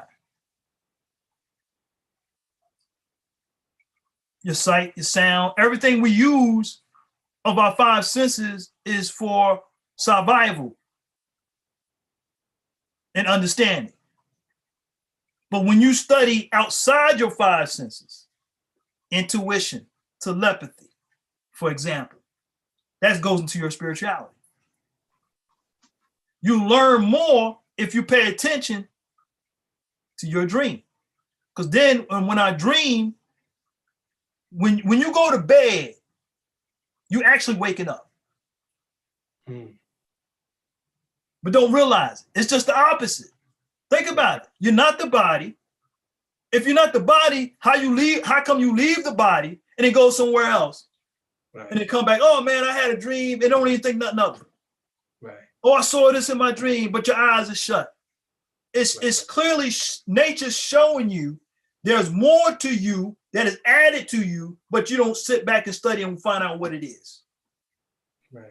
And the people that know what it is feeding you bad food, feeding you giving you drugs, giving you alcohol, giving you all these things to numb the brain, numb your senses, going to give you bad music today. I mean, the music, there's good music, but they're not letting it out. That's my point.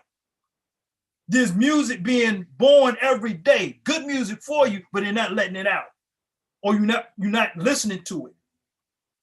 It's for a reason. There was a movie called The Serpent and the Rainbow. And in the movie, this guy went to, I think it was part of Jamaica, and they were doing voodoo. Mm-hmm. Voodoo is not bad. They have us to think voodoo is bad. Our culture that reached the highest sciences, what they did is once they understood the power we had, they said, oh, that's bad. Because they know if we maintain that power, that's it. Not only there, I'm gonna share a story with you that occurred here in this land under Tecumseh and his brother, Tassawana, which means the door opener. I'm gonna tell you, he the one to put the curse on the presidents. Hold that thought. So what happened in the movie, this guy was a reporter. He goes in there, and it was the one of the voodoo priests who was sitting there. He went the opposite way. So what is good can also be bad. You know what I'm saying? You can take good thing in the hands of a fool may turn to his destruction. It's like the prophet, do not falsely use these lessons. You can turn and say, oh man, this is put a spin on the narrative of the subject matter. So in any way, the music was playing and the woman was dancing. He was sitting at the table watching him, and he was talking to him. And then he took a spoon with a glass of water. He changed the rhythm, and the sister started dancing wild. She was dancing wild, and she got a knife and was about to stab the guy. And I said, man, that's some deep. That's deep. That was something I learned because I'm a drummer. If I change the beat, I'm going to change the outcome of your dance. I'm like, man, wow. But go deeper than that. It's your frequency of your vibration throws you out of balance to where you're discombobulated. Your mentalness is no longer yours anymore, and just like you're out of control. It's like LSD in a sense. You just basically change the rhythm. All right. What I was going to say about remind me now? The cursing of the presidents. All right. Tecumseh Bay was known as Tecumseh. Our people were here first. Richmond, Virginia, a guy named Pike. No, not Pike. Plecker changed in the documents from Indian to Negro, because we're the original Indians. Indians come from India. So Indian word is out in the first place. The root word of India is Nd, which means dark. So if you look up America, the meaning of America says colored copper people. If it says colored copper people, then those look like the Indians are more pale. They're not the original Indians. They're the $5 Indian, which means they gave them $5 to become the Indians so they could take the land. All right. Tecumseh was one of the chiefs, and his brother was Tassawana. They have a town called the Prophet Town. Stand today, it's called the Prophet's Town, because his brother was known as the Shawnee Prophet from the Shawnee tribe. He was known as the Shawnee Prophet. They were scared of him because of the science. What he did, the cavalry would come out and set camp. Tassawana circled, he put something outside the camp, a whole circle outside the camp. When daylight come, everybody inside that circle was dead. Everybody in that circle was dead. By them killing his brother in Canada in 1812, he put a curse on every president. Every president that came in office that ended with a zero will die. And everyone did. One escaped, but it was Reagan. He did get shot. But not really is a controversy, because we don't even know if that's the real Reagan or not, because he was an actor. So right. Every president in office got shot because of that curse. And then he made another one, the eclipse. So during those years, they said, he's too powerful, we got to stop him. So they started writing books.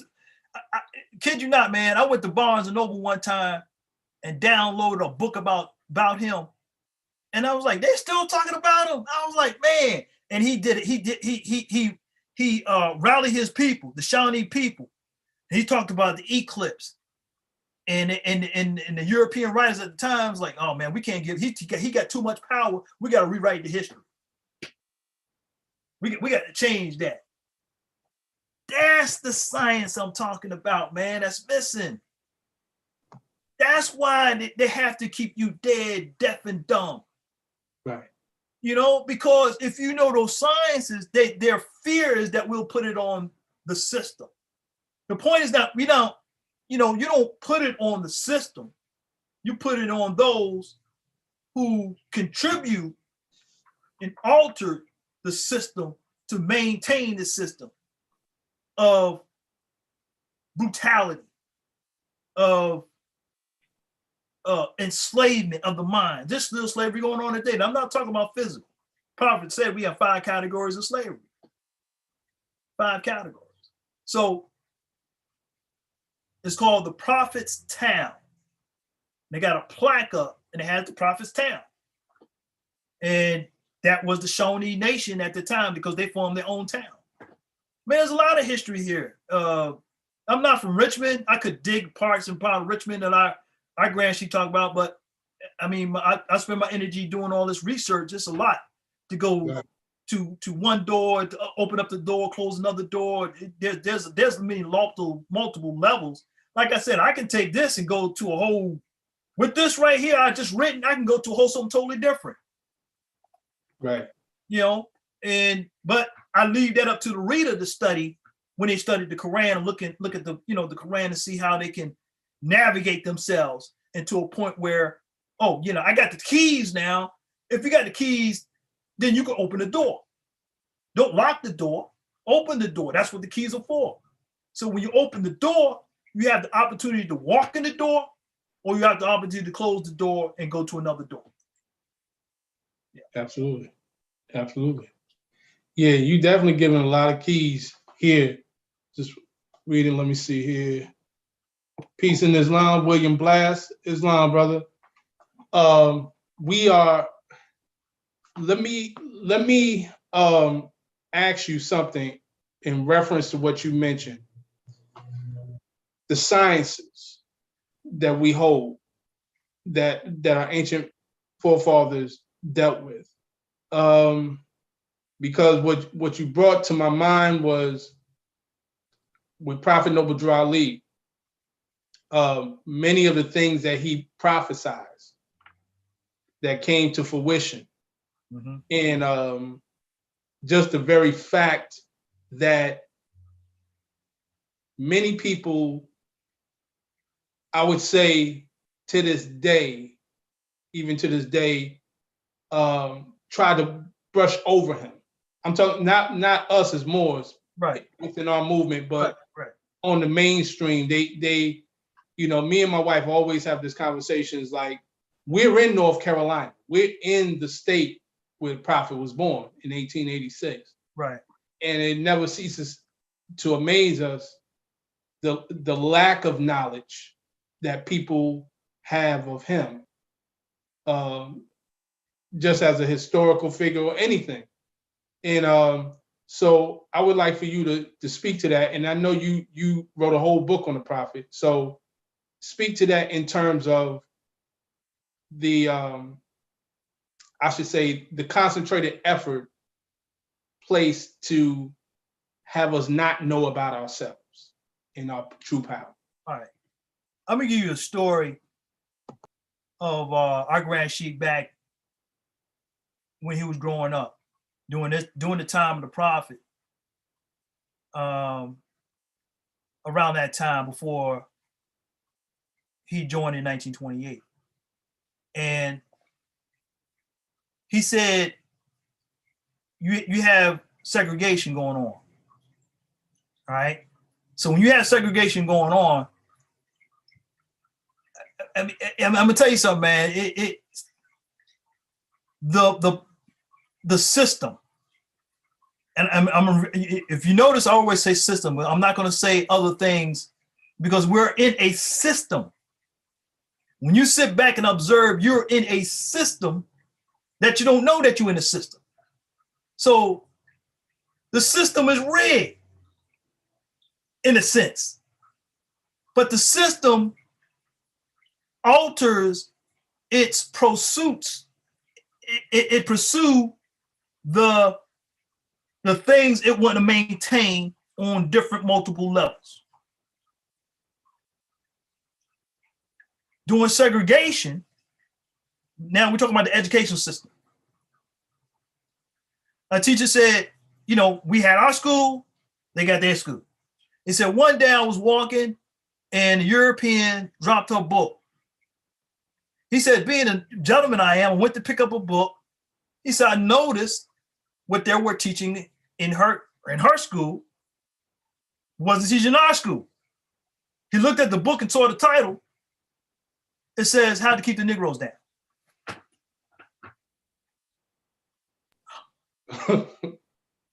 How to keep the Negroes. So that was being taught in the curriculum. Now, we're talking about a curriculum in their school. Now, there's a brother in our temple who was one of the brothers that was the first to integrate. His story was deep, but you know, the first time to integrate in Kent County here in Virginia. And his story was I said, brother, you need to write a book about that story, integration. Now, when they integrated, they had to change the curriculum. Now, I did a research, a guy written a book. All your textbooks from elementary to college is not regulated. They don't look at it and says, oh, no, we can't use this, that's true. Oh, we can't use this, that's not meeting our requirements. They said, this guy wrote a book in the 70s, I think the 70s or 80s. He said, he wrote a book, his book's called Teaches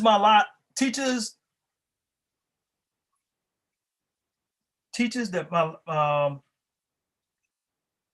lies my teachers told me. Lies my teachers told me. The guy said, right, he wrote the book. He said, I was an educator. And I found, he said, this is wrong. He said, why? He said, for example, and the first thing he talked about in the lecture, he said, why are they still talking about Christopher Columbus discovered America? He said, no, that's a lie. How did I get by in the books, in the curriculum? He said that, and that's why he said it doesn't, just let it pass by. He said, that's why I wrote the book. Lies my teacher told me. That's why he wrote the book. And then you realize something, a light will come on. If they maintain that system, we ain't gonna learn nothing. Exactly. We ain't gonna learn nothing. So now, why the prophet had to teach it? Because no one else is gonna teach it to you. That's why it was ordained for him to teach it to you. Now, he was born in Carolina, but he wasn't raised in Carolina. He was raised in Norfolk, Virginia. Right. So the people, if you notice the temples, he had a lot in the Virginia area. Of the original temples, it was the Virginia area.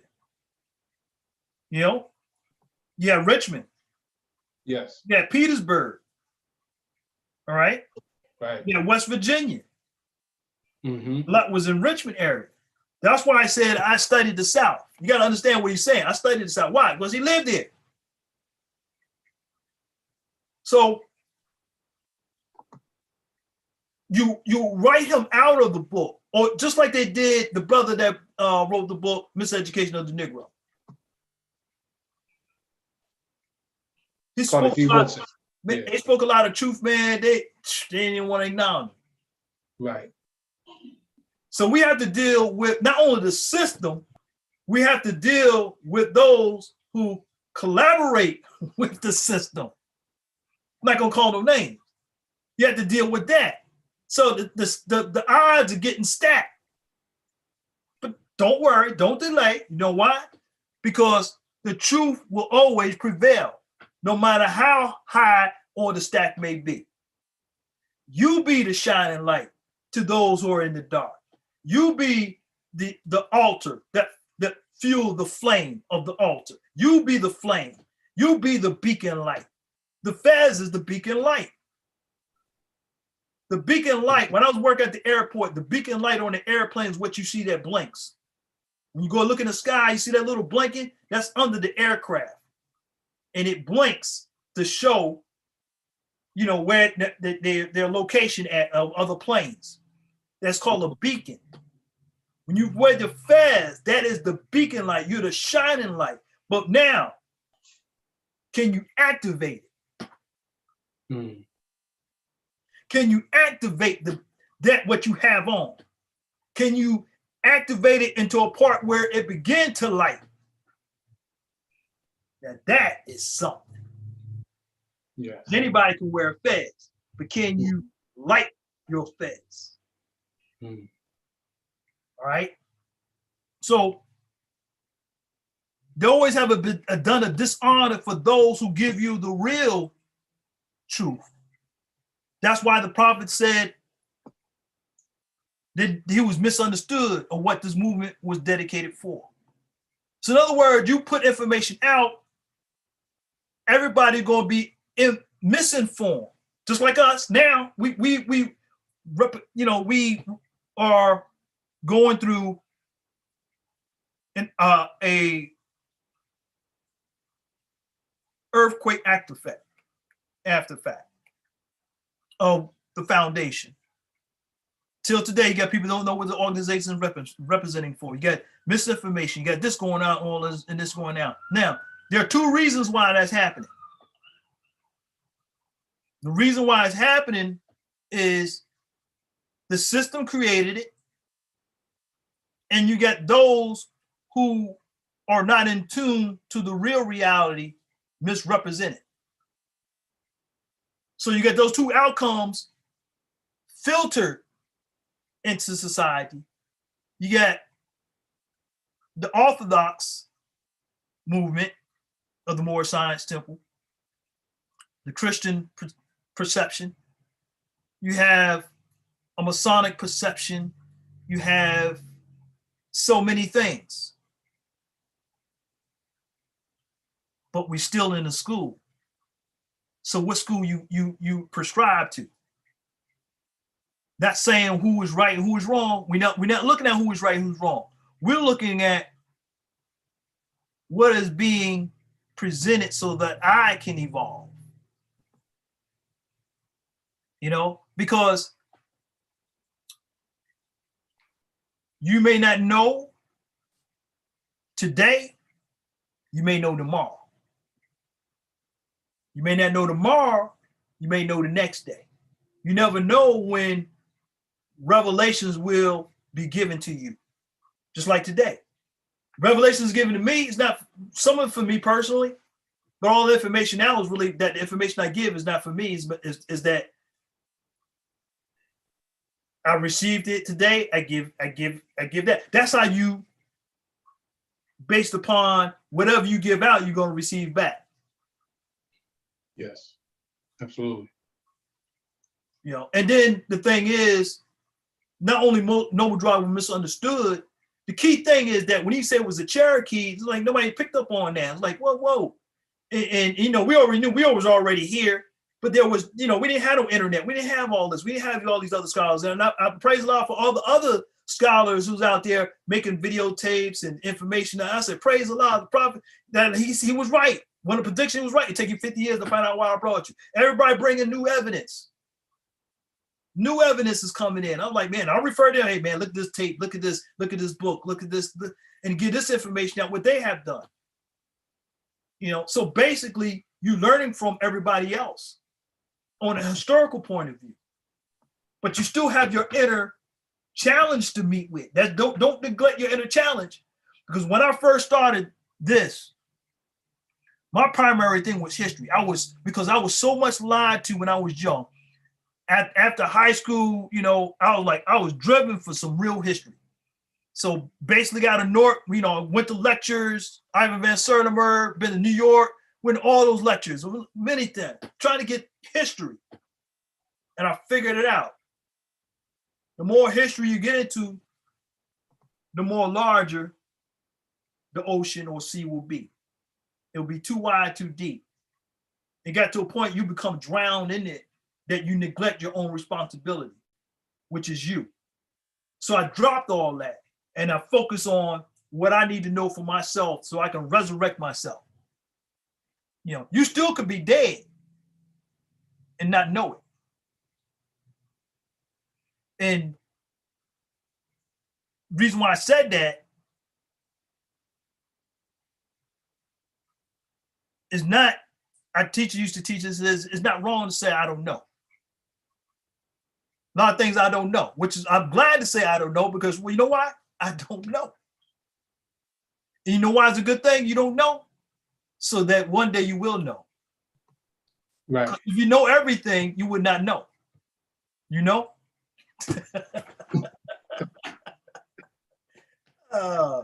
So that is a gem right there. Yeah, yeah. One of my teachers told me, it's an old saying, says, "And all I know nothing at all." And yeah, that keeps you humble. It definitely keeps you humble. Keep the door cracked. Right. Keep the door open, that there's a possibility that I can get information now. Because you close, when you, that means if you say that, you're not closed-minded. Correct. That's the whole thing. If you closed-minded, like I went to the barbershop, he's good brother, and I'll mention him an experience I had. And I said, some individuals came to me and asked me to go to Bible study. And my question was, what is the origin of the Bible? And they couldn't tell me. And I'm like, how can I come to a Bible study and the first thing that you need to be told is the origin of the Bible? They gave me their thought what it was, and I was like, I didn't ask you that. Here's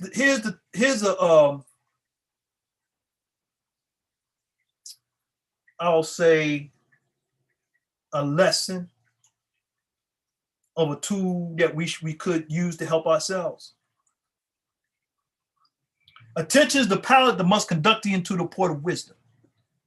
That means pay attention to what you say, what you do, and how you say it to different people. It has different effects. Your tone, your mannerism has to do with the outcome of the conversation, of the learning process. Therefore, one must observe when they do have a when they do have a conversation, like a one-on-one or two, and the lesson is that paying attention and observe what is said. So in other words, if someone asks a question, if you notice, I had a TV show here in Richmond back in the 90s called The Unity of Life, live. And I said, I'm never going to do that again. Yeah. Why, brother? Why you say you never going to do that again? I got to ask. Well,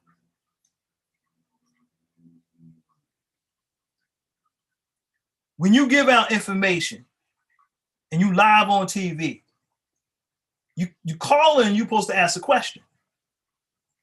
Do you have any questions? It didn't say call in and make a speech or make their main objectives. And I think this and I think that. You're supposed to call. You don't follow instructions. You're supposed to call and ask a question.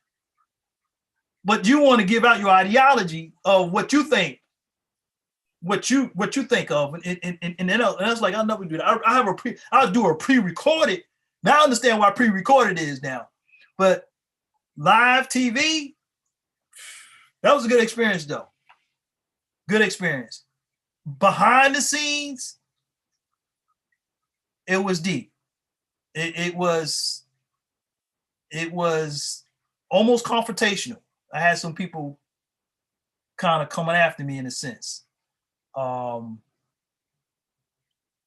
who had his own show, who was militant, and he didn't like my show was getting a lot of popularity. Let me put it that way. Jealousy is something. But Allah took care of him. All right. Islam. Allah always will do the work. Protect him, brother. Absolutely. Got him good, dude. Got him good. Hey. What's that old saying? God don't like ugly? Yes, sir. Let me say this. he was an older brother who enticed younger brothers. So he's trying to get the younger brothers. I was in the studio, and he was trying to get the younger brothers to come out the studio to talk to him. And then when I came out to talk to him, he talked bad about Prophet Noble Drew. So when I made a scientific statement. And once I did that, I turned around away and walked away. And his like mouth dropped. But then on his show, he started attacking Prophet Noble Drew and you know, whatever. But at the end, like I said, he winds up in a wheelchair and couldn't talk. He had a stroke. Okay. I'm gonna talk to you more about it, but there's some more about it. But you know, Yeah. I just give you the outcome. We'll build on that. We'll build on that. But yeah, yes. Prophet is real. Prophet is real. Oh yeah. God is real. Absolutely. Now, with the show, The Unity of Life, I was basically sharing nationality. Good show. It lasted more than it's supposed to. They said they're gonna give us another 3 weeks, and we wind up, you know, having more shows until they shut it down because we had. I'm from Richmond now. I'm not going to name no names. I'm from Richmond, so I'm in the state of the capital of these certain people who had a show. Gotcha. All right, and a lot of things got out of hand, and in my time frame got out of hand. They shut the show down because they were recruiting off of that show that they had, so they had shut the whole thing down. Oh, okay. Understood. Yeah. Understood. When you say capital, I already know the history. Yeah. So. You know, like I said, I'm from New Jersey, and the people down here, when they start hearing me speak, and it's like, oh man, you're gonna, you know, I'm like, you're not from here. And I was like, well, you know, I just don't, you know, take no stuff down here. I'm like, it is what it is. That's where I'm from. I'm like, I'm not bending down to what's going on. And I'm like, nah, that's, you know, let's be real. It's very passive, and I'm not passive. I speak out. You know, I said, y'all got to speak up. At the point, I said, y'all got to speak up. I mean, I'm at job. I said, y'all got to speak up, and they're gonna run all over y'all. You know, so. Yeah, brother. I speak truth to power. Absolutely. And that's what you've done. You've been definitely doing it for the 30 years that you've been in this movement, and you've done it tonight.